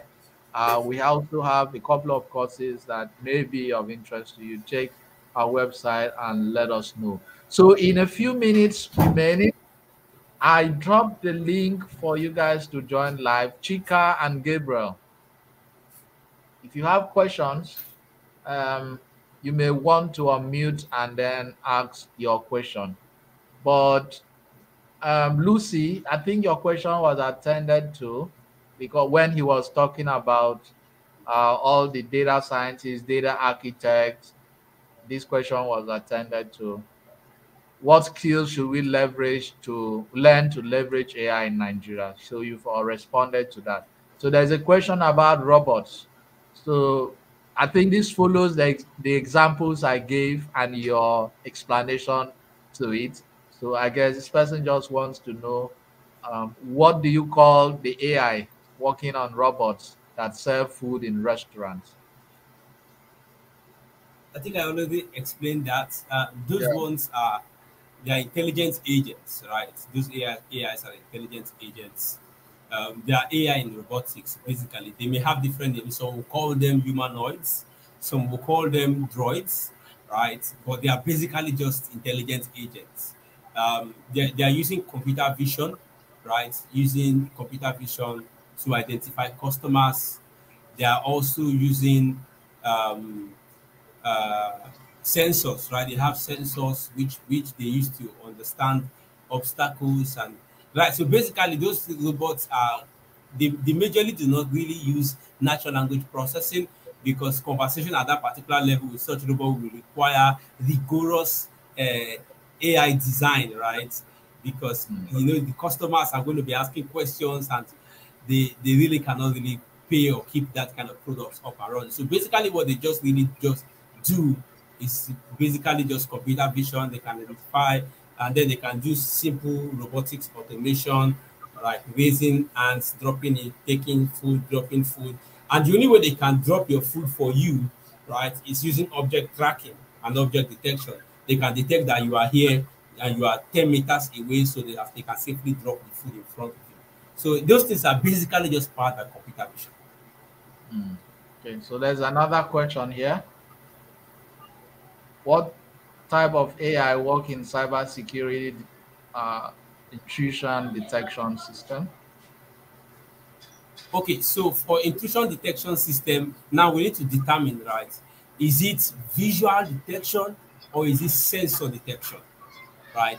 Because if it is visual detection, then basically what you have there is still computer vision in play. It's a very robust field, right? So you find it almost coming into every single way we turn. Even right now, StreamYard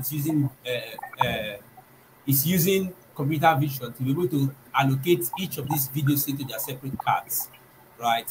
And create borders around them.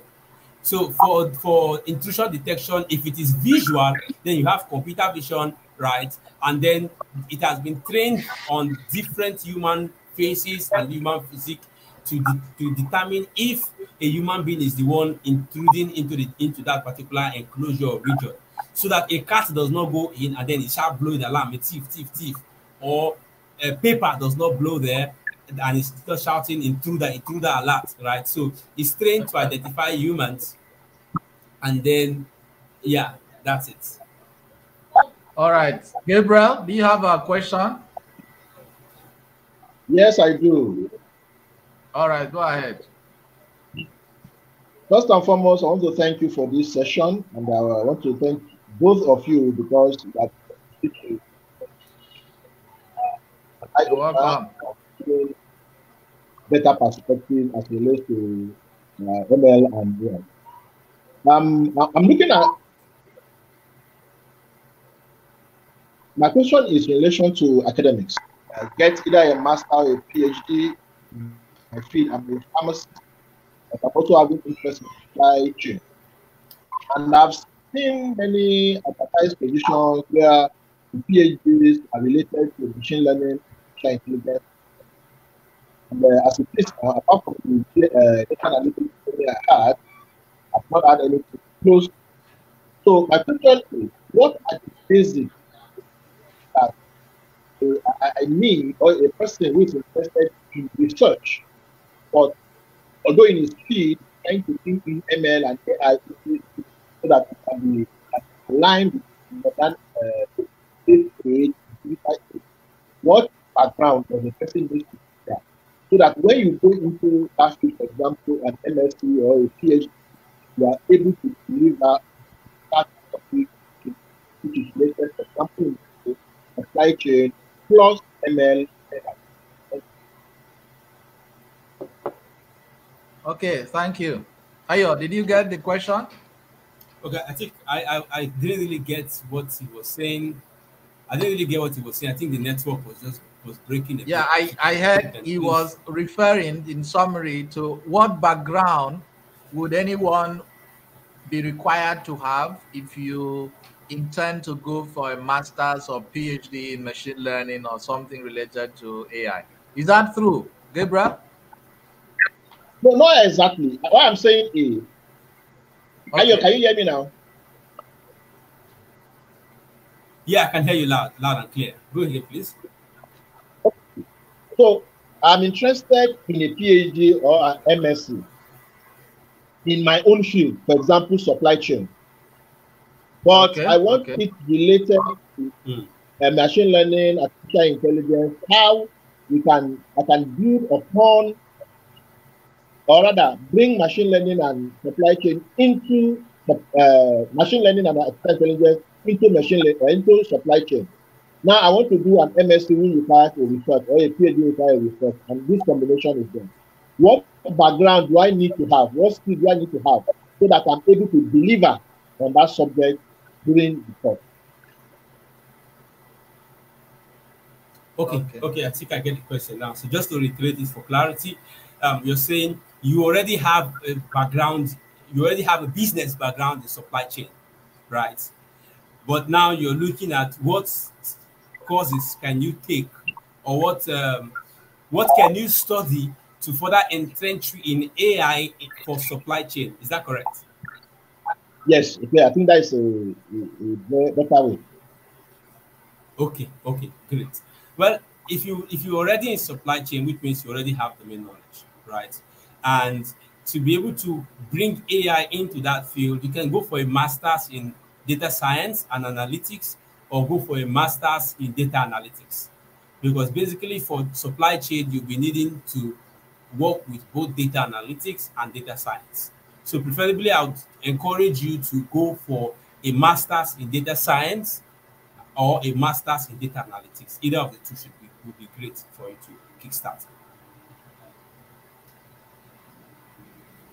Did I answer your question? Not a,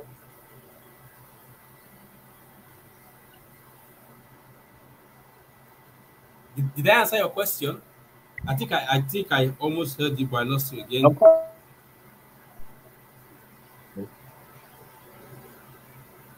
Okay. Okay, Do we Davis, have? if you can, please help me. Did I answer his question? Yeah, I think you did. I just went to my brother ChatGPT to to ask that question. And I got something which I just posted on the comment section. So you may want to read it um, with a background in supply chain. Okay. So I see Godwin. Okay, so I should also, sorry, before we round up that question, I should also point out something about ChatGPT, right? It's a large language model, and which means that, and it was trained with a combination of what is referred to as generative adversary network and transformer architecture. What generative adversary network does is that from the term generative, it generates responses based on its assumption of its trained data. So what that simply means is that if it's been trained on billions of knowledge about, let's use this case study, supply chain, it is going to give you output based on the assumption of what it generates that fits to supply chain. So which means that whatever answer you're getting from ChatGPT, you must also vet it the professional and say, this thing, is it really correct? Why yours worked for you was because you were already an expert in that domain. So if ChatGPT had given you something wrong, you would have said, come on, man, what is this? Right? So you will need to take that answer and vet it. That's why if you look at the ChatGPT portal, it says clearly that it can give you wrong answers sometimes, and it has limitations because it's a generative adversary network, which means it can generate answers that are not correct, and it will defend it that it is correct because to it is correct, right? So yeah, I want just to put it out there so we all really pay attention to that when it comes to integrating. Yes, in other words, no follow me, do copy and paste too. I know send you work. If you don't know what you are doing, right? Nine. Yeah, if you don't know what you're doing. Yeah, if you don't know what you're doing. Sorry, it's not that I'm looking for a master's in AI or ML. My intention is to do a master's in supply chain or PhD in supply chain.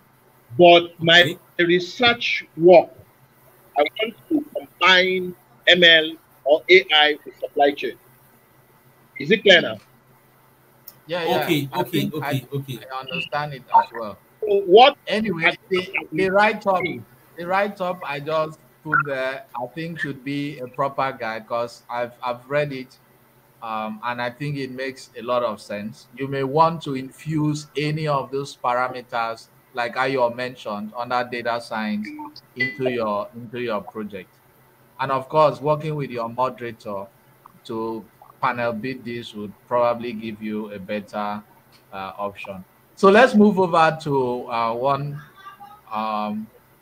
few more questions. Obi asks, how do we use ChatGPT to know the keywords in a job advert? And maybe I'll just ask all the questions if you can note them down. Ayo?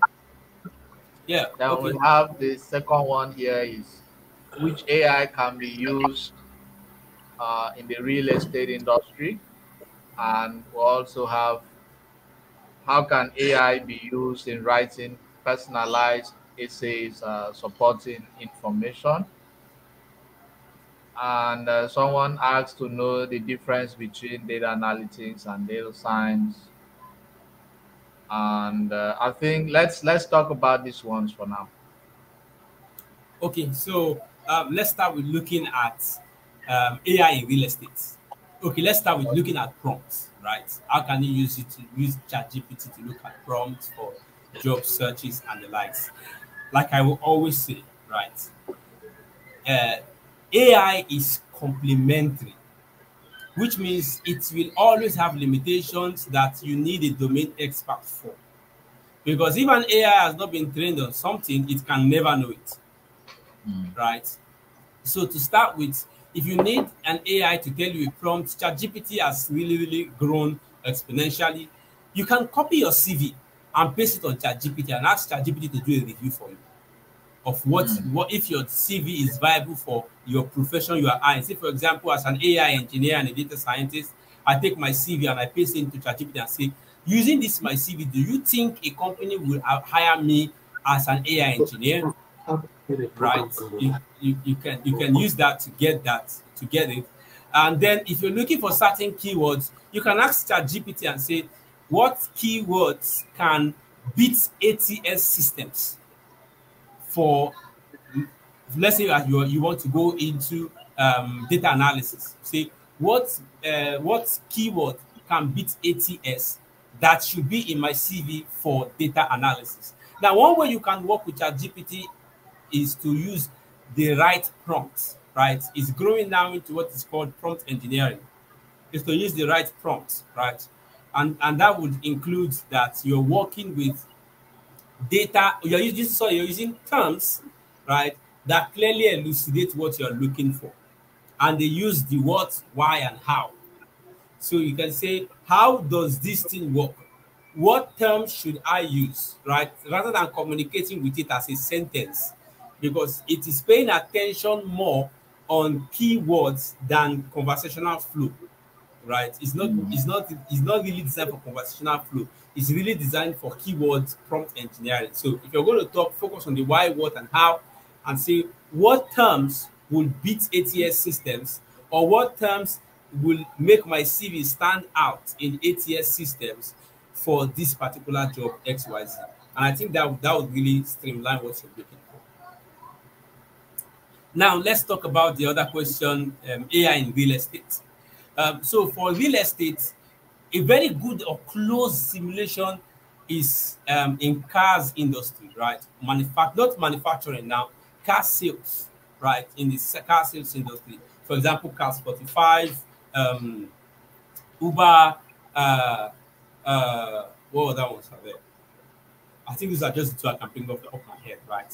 So in those industries use AI specifically for logistics regression, for regression analysis, right? Logistics regression and linear regression, right? They use the prices of cars to learn. They train algorithms on the prices of cars, and based on other factors like depreciation, region, right, and also trends in time. And then they use that to forecast the prices for different types of cars. At least solidly, that's what Cars 45 do.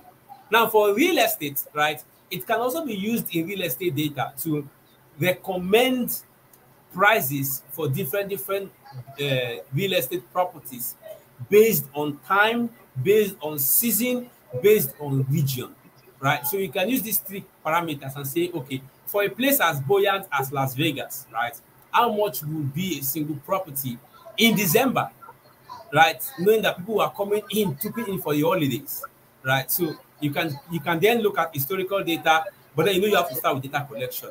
So AI can be used to forecast the price of buildings in real estate for real estate solutions. It can also be used for customer understanding and customer behavior. Now look at it. You have classification and price optimization, where you use AI to determine the price of a building. And then you now have customer understanding or customer behavior analysis. Now, when you bring these two together, you now have an intelligence agent where you say, I have this range of price that has been forecasted for a 3-bedroom apartment. But this customer, looking at their data and their profile, they are very well to do. I will not be selling this price. I will not be giving this property for the same price to somebody who is a middle class. Instead, the engine will automatically optimize the price to be higher, knowing fully well that they can afford it. So the AI will increase the price for a customer with a high profile, decrease the price for a customer with a low profile, automatically for you, right? So you don't have to do too much talk and say, oh, God, you can buy this for this one now. This is the best. I look at your class and your portfolio, and I think you are the best fit for this property. AI will just recommend. The person will sit and say, oh, yeah, I like this. And that's it, right? So AI can be used in that for customer behavior segmentation, customer segmentation and customer behavior analysis, and also can be used for price optimization, that is for real estate. Then for, I think I must have missed one question. I wanted to say this data and analytics and data science question, I want to say it, but I think there's a question in between. Someone asked us about robotics. Did I miss that question, please? Yeah, the question was about, I don't know if it's this one. Yeah, how can I use, yes, how can it be used for writing a personalized essay? I think I already answered that question. ChatGPT Yeah, can be used. Other prompts can also be used for that. Grammarly is also beautiful. You can write an essay of Grammarly and it's going to automatically edit that for you, right? Okay, someone says I didn't talk about healthcare sector, right? So healthcare sector, yes, you have machine learning for telemedicine, right? Machine learning can be used for healthcare in classification problems. One simple classification problem would be classifying disease, right? Cancer, early detection of cancer, early detection of tuberculosis, can also be used for early detection and prevention, can also be used for pharmaceutical, right? They can use AI in pharmaceutical to automatically process drugs based on regions, right? For example, some drugs cannot survive in Africa. They need to be stored in cold processing units, like cold rooms and special units where they can be stored. So yeah, it can. AI in healthcare is massive, right? It's even used in biomedicine, where they can use AI to actually detect genetics. AI can also be used for DNA, right? DNA test and the like. So it's massive, massive, really, really massive in the healthcare sector. So now let's look at data analytics and data science. Let me just, I'll be very, very brief. I know it's been a really long run, right? So data science and analytics is a very, very interesting question, because whenever I meet this question, I always like to take my time and break it down so that people don't mix it up, because most people think data analytics is data science and data science is data analytics, right? They are two separate things. Now, the data analytics is data science in action, right? I'll say it again, data analytics is data science in action. While data science is the field of computer science, as some will put it, instead they would rather say it's a field of science that studies the aggregate data and the behavior of that data over time, right? So, and in the data science umbrella, we now have data science, then we have data analytics, which is data science in action, then we now have machine learning, then in machine learning, we now have deep learning and reinforcement learning. So let me take it again. We have data science, right? Then data science, data analytics, which is putting data science into action, right? Now, in data analytics, we have predictive analytics, descriptive analytics, and predictive analytics. Predictive analytics, descriptive analytics, and prescriptive analytics. Descriptive analytics is what you do as a data analyst. They give you data, you draw visualizations, you make recommendations. Descriptive. Predictive, you have finished doing your prediction, your description. Now you make predictions with an algorithm. You take an algorithm, you take the data, you train that algorithm on the data, now you have a model. So let me also correct something again. We don't say we have a data science model. We say we have a data science algorithm. Now, when the algorithm has been trained on data, we now say we have a model, because a model is a mathematical representation of an entity. So if I have something like, sorry, I just need to say this right. If I have something like y is equal to a plus bx plus c plus e, which is the error term, which is a simple linear regression, right? That is a model, because it takes account different parameters. Now, once an algorithm has been created for that model, which is a simple linear regression algorithm, and data has been prepared and that algorithm has been trained on that data, then we now have a model that can be used to predict outcomes. So let me come back. Now, in our data analytics, we have predictive, descriptive, and prescriptive. As a data analyst, you are doing descriptive analytics, right? You're under data analytics, providing descriptive analytics. Then as a predictive analytics, right, you're now a machine learning engineer. You are providing recommendations, you're making predictions, you're making forecasting, and the likes. Then we now have prescriptive analytics. So let's say you have finished your predictive analytics. How do we understand what really makes it work? What really makes the machine learning models machine learning models? How can we use that to make prescriptions for future occurrences, right, based on what the model has predicted? A very good example of this is in the healthcare domain, where you can make prescriptions and say, from what this person, symptoms this person is having, is likely going to come out with stage 2 cancer. The person may not have stage 2 cancer yet, but because of what the machine learning model has predicted, and both the inference that you've gotten from the domain, you can you can now make prescription, right, for the domain decision makers, for which they can now provide solutions for those particular problems. So it's very important that we don't confuse data science and data analytics, right? Because most people would say, I did data science. Some will say, I'm only a data analytics person. And then when they ask them, what do you do in data analytics? They'll be like, I do data science, right? So it's very important that you understand the difference between both of them and understand how you can really demonstrate your skill. It's just a matter of fact, majority of the things we do and call data science are really not even data science precisely. Because when we want to really look at data science, we're not going to start looking at things like Bayesian optimization. We're not going to start looking at ant colony optimization, swarm intelligence. Then we start looking at things like pricing optimization, probability theories, right? Those things are now what we say data science. You're using you're using data to wrap out and map out statistical solutions without even doing predictive analysis at all. Okay, yeah, I think that would be for that question. So you should adopt some of my people because I mean it only shows, you know, when you listen to Ayo right now, and even as I am listening to him, I am really enthralled, and I'm excited that we got you on this show today. I'm really looking forward to having more of these Thank you too. sections, Thank you so hopefully in much. future.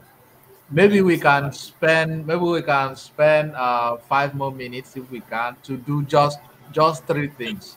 The first is I'll look at Maureen. By the way, Maureen, Godwin, any of you have a question? I see Yes, your light. I have a Okay. question.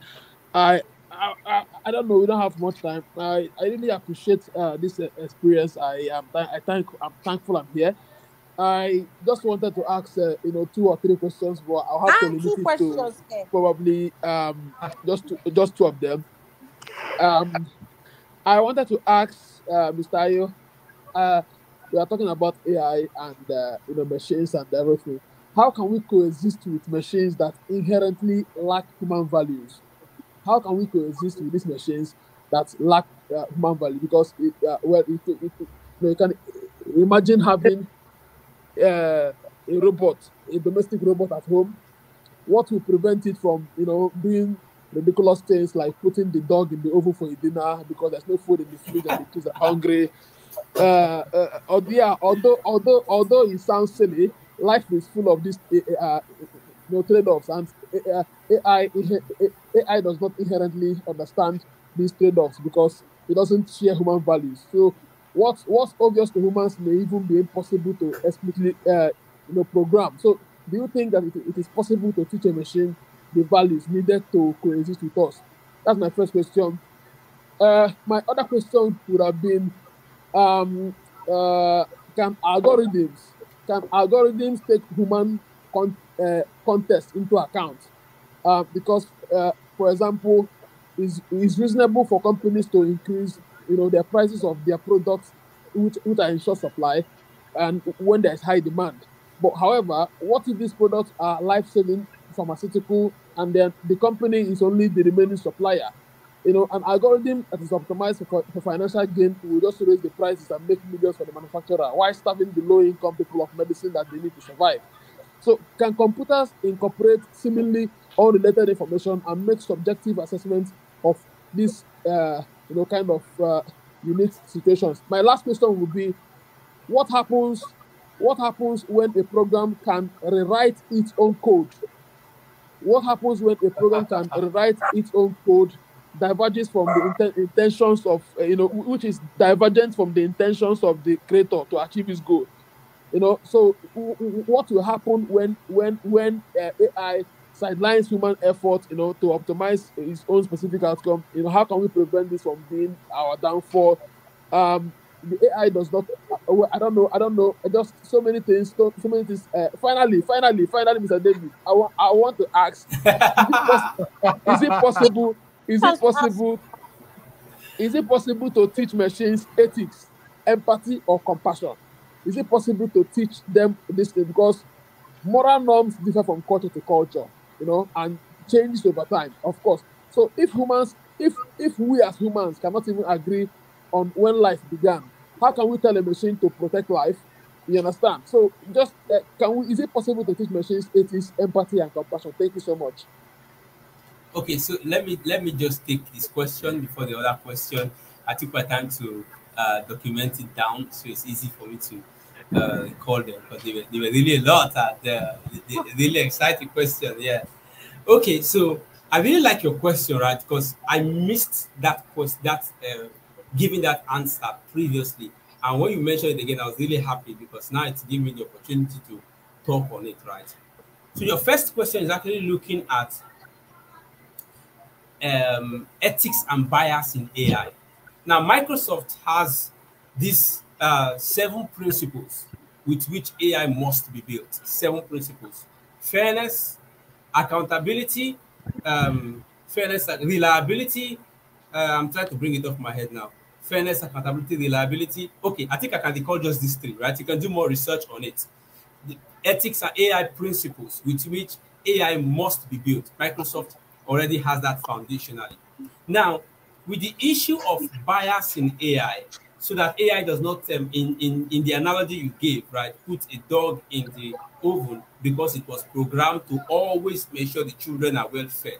It does not put the dog in the oven and make breakfast for them using the dog, right? So these issues are actually pressing issues in the manufacturing angle, right? In the decision makers, AI decision makers. And that's what brought about the AI moratorium by Elon Musk, right? You mentioned that earlier, Davis, where Elon joined the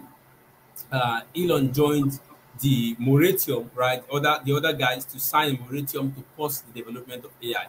But then, to be very honest, that's very, very political, right? Because Elon Musk is a major shareholder in OpenAI, and OpenAI released ChatGPT 4, and OpenAI is still working on expanding ChatGPT, right? And he's signing moratorium that they should pause development of AI. Is Tesla not using AI? Is Tesla engineers not researching AI? SpaceX that exploded while it was trying to do an iconic liftoff just a few weeks back. Was that not AI powered? Right? And it's signing moratorium. So it's very, very political, these kind of things, right?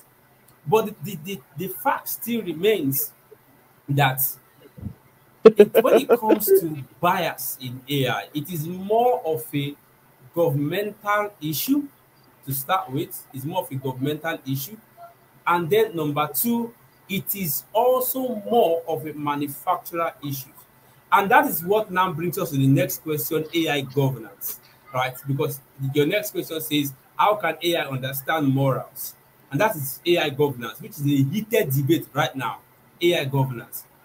Who governs how AI should be built?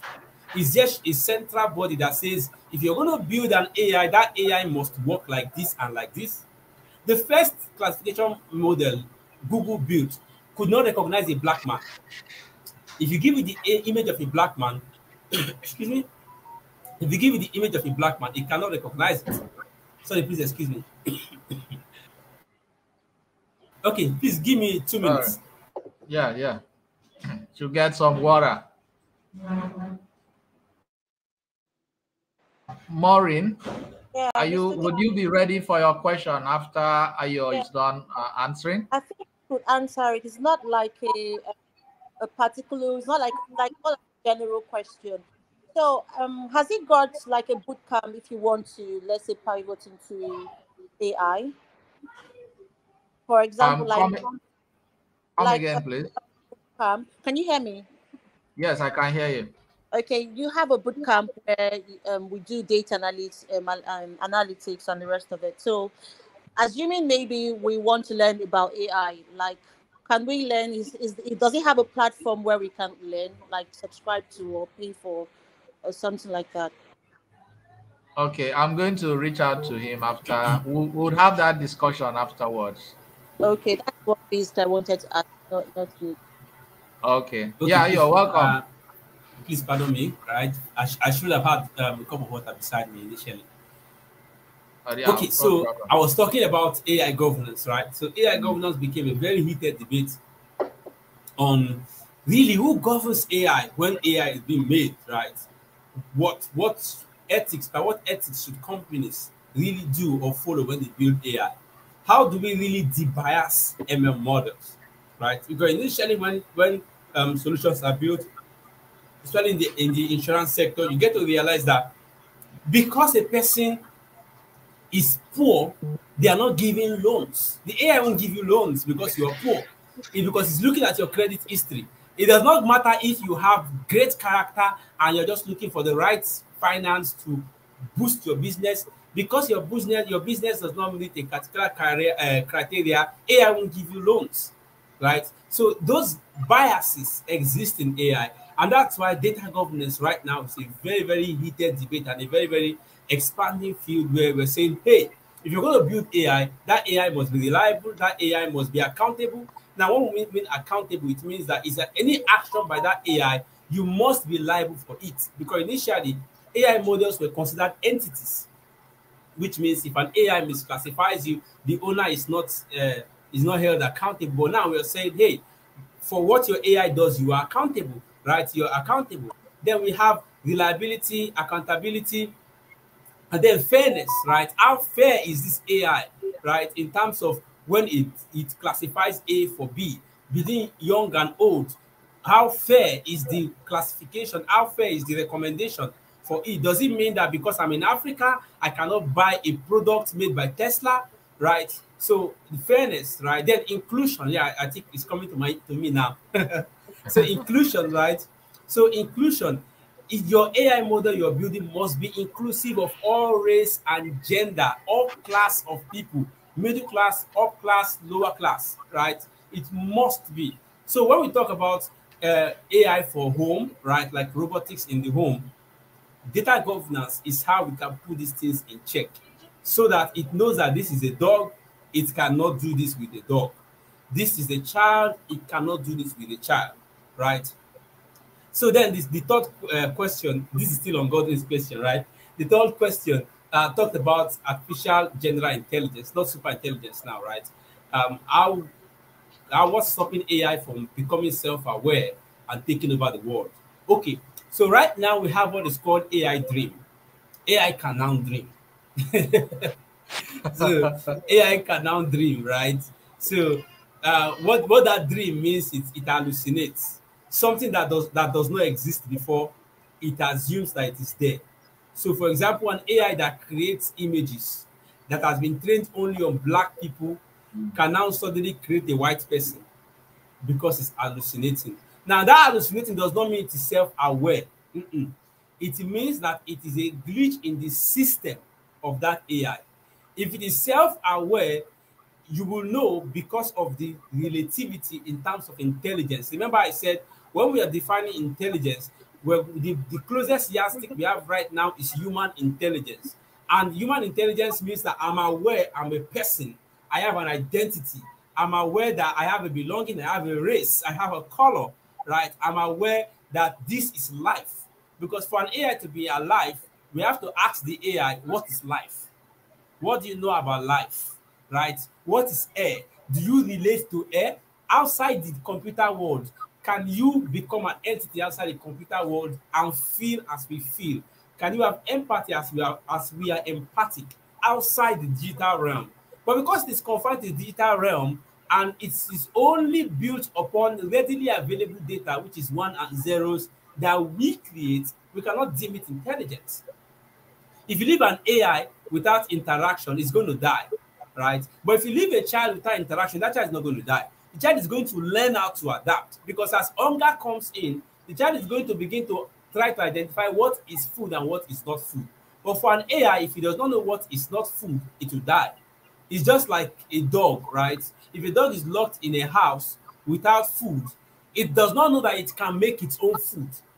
So it's just going to stay there and die of hunger. But a child is not going to die of hunger. It's going to start looking for how to make food. How can food come, right? So in terms of general intelligence, we are not yet there. Let's never talk about computation, because the computation for it is not even available yet. The data self, they even make that available, is not available yet still.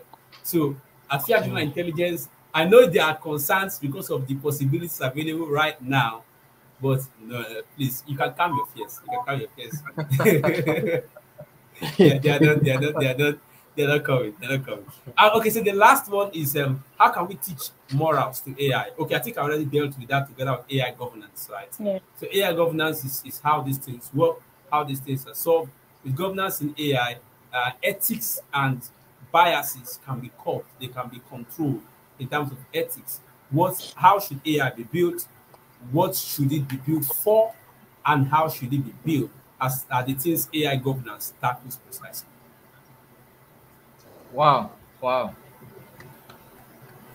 Thank you. Well done, well done, well done. Godwin, those were really brilliant questions, and they kept building upon each other. And I'm glad that the responses are, in fact, I hope they're very beneficial to you as well. But Yeah. if I must add something, looking at my background again, if you've heard of the Greek mythology of Prometheus and Zeus and the Pandora's box and things like that, you would come to hear about the story that there was a time the gods gave so much intelligence to human beings, and human beings became so intelligent that they desired to make themselves the gods. And so they became like the gods. They had so much power, and they now told themselves, you know what? We don't need Zeus. We don't need all these other gods anymore. I think we can do pretty much fine. And of course, you'll be hearing of Pandora's box and why there was a war between the gods and men. And then, of course, the gods defeated men and discovered Pandora's box can be actually closed. And there's a whole lot of mythology about intelligence and how it had the power to overthrow the gods. So in the 21st century, Stephen Fry was trying to make this this comparison, this similarity, the advent of the AI episode, if we will call it so. And it says that we are like the gods of the ancient Greeks. Okay, we are building an artificial intelligence, and we are giving it all it's gonna need to make our work on this earth easier, incredible, and amazing. But what if it comes to a time where they become so intelligent that they now feel that they can overthrow the gods that made them. So Then we pull the plug. it was a Then we pull very the plug. interesting conversation. And the key word there is they need to get to the point of general intelligence. If there's a way Yeah.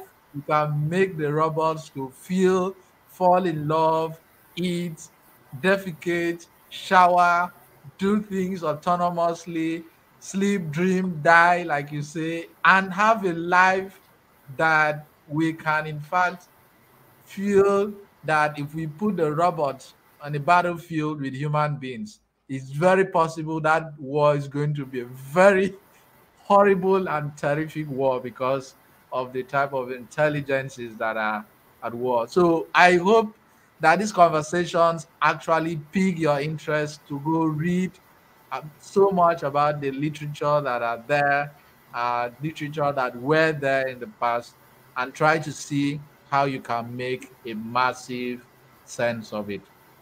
So, Maureen, I don't know if host you can spare a few minutes, let's say 5, if there are other questions you would love to attend to from the comment section. I'll just allow you to choose maybe 2 questions from the comment section, and then lastly 2 questions from the Excel link I sent to you, and we should really put a close to that session now. Maureen, I hope you have your questions attended to. No, you said that you would ask him when he gets back. But just Yeah, trying to so know how do you Maureen was. okay, go on. Go ahead, Maureen. Maureen. Okay. So how do you go into becoming an AI engineer if you already have a data science degree? Okay, that's a very interesting question, right? Because if you already have a data science degree and go into artificial intelligence, you basically already have the founding. You already have the founding, basically.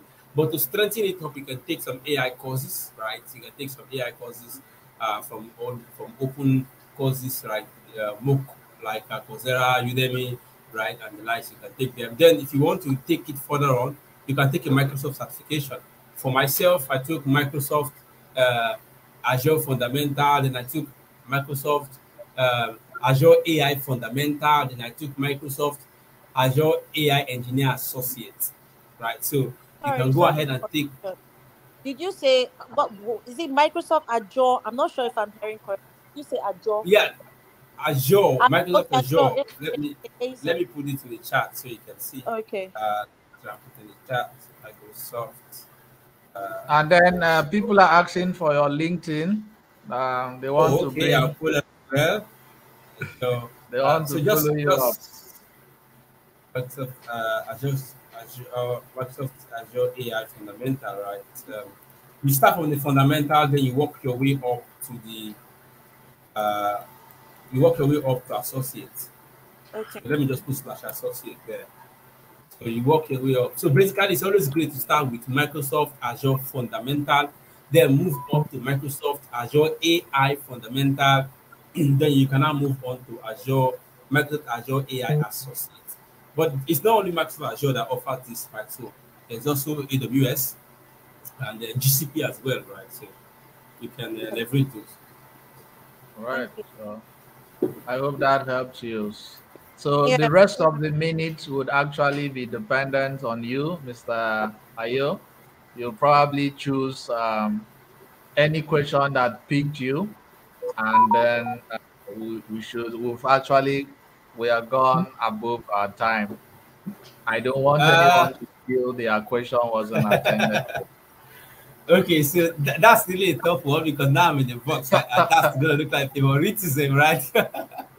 But I think majority of the questions have really been attended to. So Yeah. yeah, any of that question can just we can just infer on those questions of the conversation. All right. So for those who are just joining, please, I want to invite you to actually go back and listen to the recording. There's so much to learn. The conversation is not ending today. Connect with Mr. Samuel on LinkedIn. I don't know, did you drop your LinkedIn, or probably you would send Yeah, it I'll to drop me? it. I'll drop it to you. I'll drop it with you. I'll drop it with you. Okay. I'll probably forward it to those who are actually here.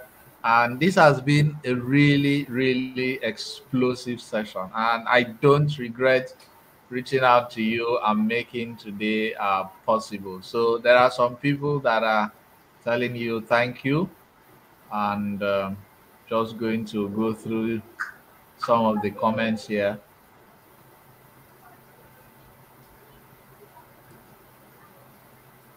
So, Mr. Yo, one last word about AI and if they are taking our jobs and the entire event for today. Okay, so if we're going to say someone is going to take your job, then you're going to say that person is as good as you on that job or for that job. Now, what that would simply mean is the person is not only as good as you, but the person is an expert, right, in Mhm. that job, and the person can do it better than you're doing it right now. So ask yourself that question again. Which AI right now can do my job better than I'm doing it right now? Which AI available right now can outperform me in my office in terms of logistics, in terms of banking and finance? Because the first thing for that AI to be designed or developed, they will have to come to you and ask you, is this thing attainable for AI? Which means to start with, that AI cannot even provide that knowledge in the first place unless you give it, right? Unless you give it. So if with the level we are right now in artificial intelligence, we are in artificial narrow intelligence, as I established earlier, which means that it is in the segmentation and learning phase. It can only work and adapt to certain critical problems, not general to all problems, which means that it needs, number one, data, and it means expert intervention in terms of domain experts. So for you to be able to take away your job from you, AI has to grow to that level where it can relate visibly with life, make decisions visibly with life, make rational,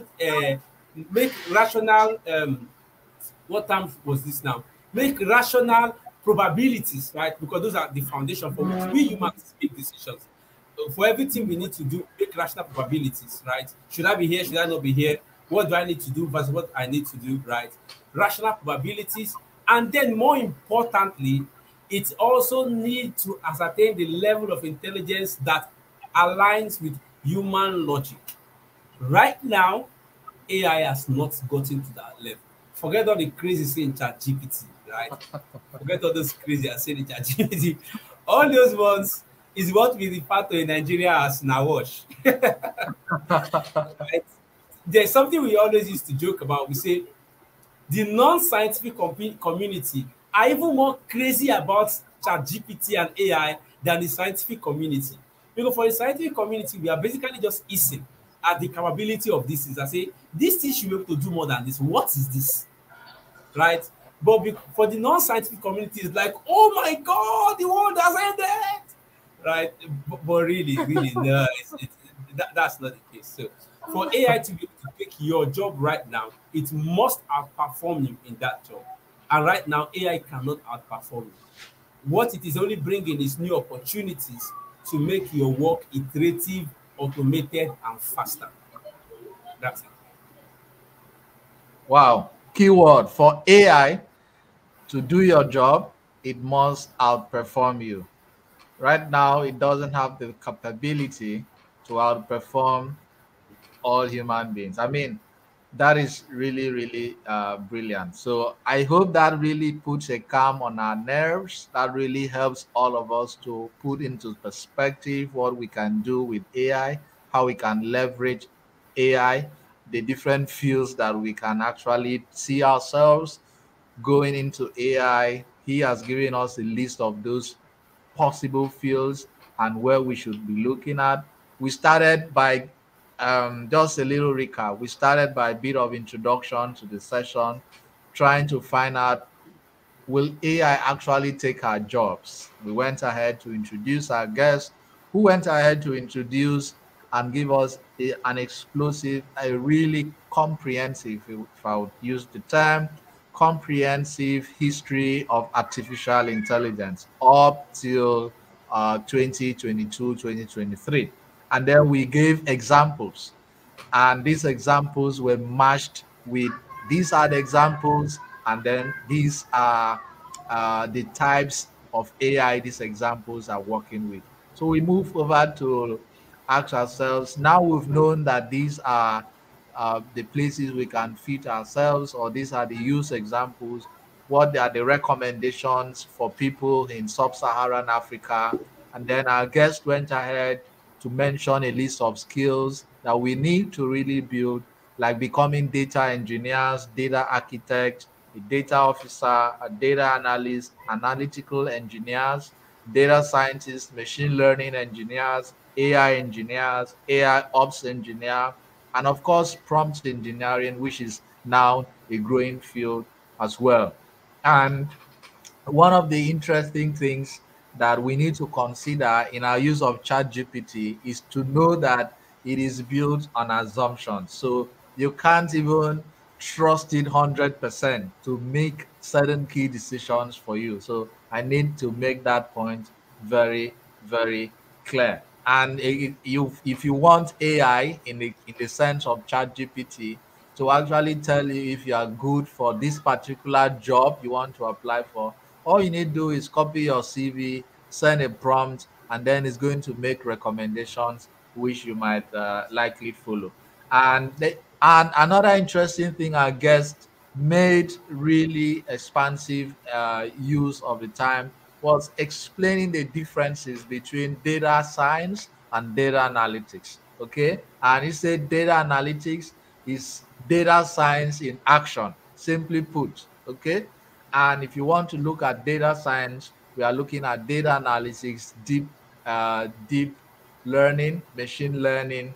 And when we talk about is better or preferable to use the term data science algorithms, right? Instead of data science model, in the case our guest made reference to. And finally, the question about how do we navigate into the artificial intelligence space. And then our guest made mention of recommended courses like Azure A Fundamentals, AI Fundamentals, Azure Associate, AI Associate. But let's not forget, ladies and gentlemen, and our dear guests and participants and those listening, that AI cannot take our jobs because it doesn't have the capacity to totally replace us. And with that, we want to put a calm on your nerves once again while we let you go. Go have your lunch, enjoy your life, go on that date you have always wanted to go, prepare to go for your dinner, go have your sleep. AI is not coming to kill you anytime. Your job is safe. Exactly. Just make sure that you are actually on top of your game. Try to Mhm. do some solid work and you're actually on top of your game.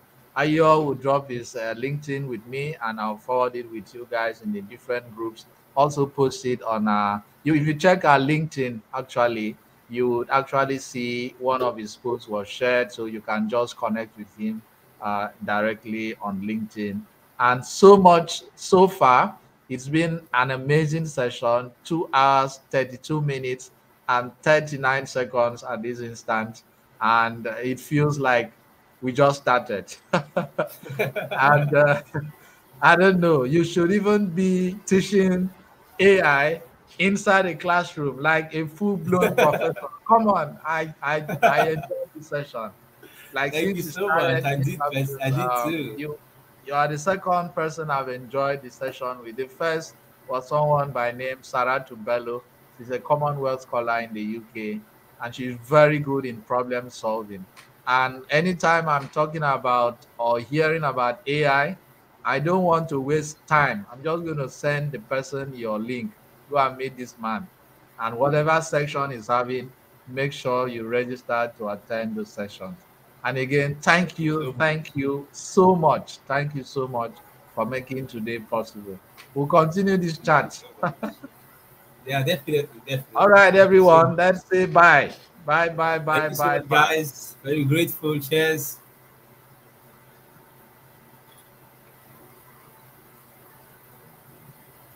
Let me end the broadcast so we can just a bit.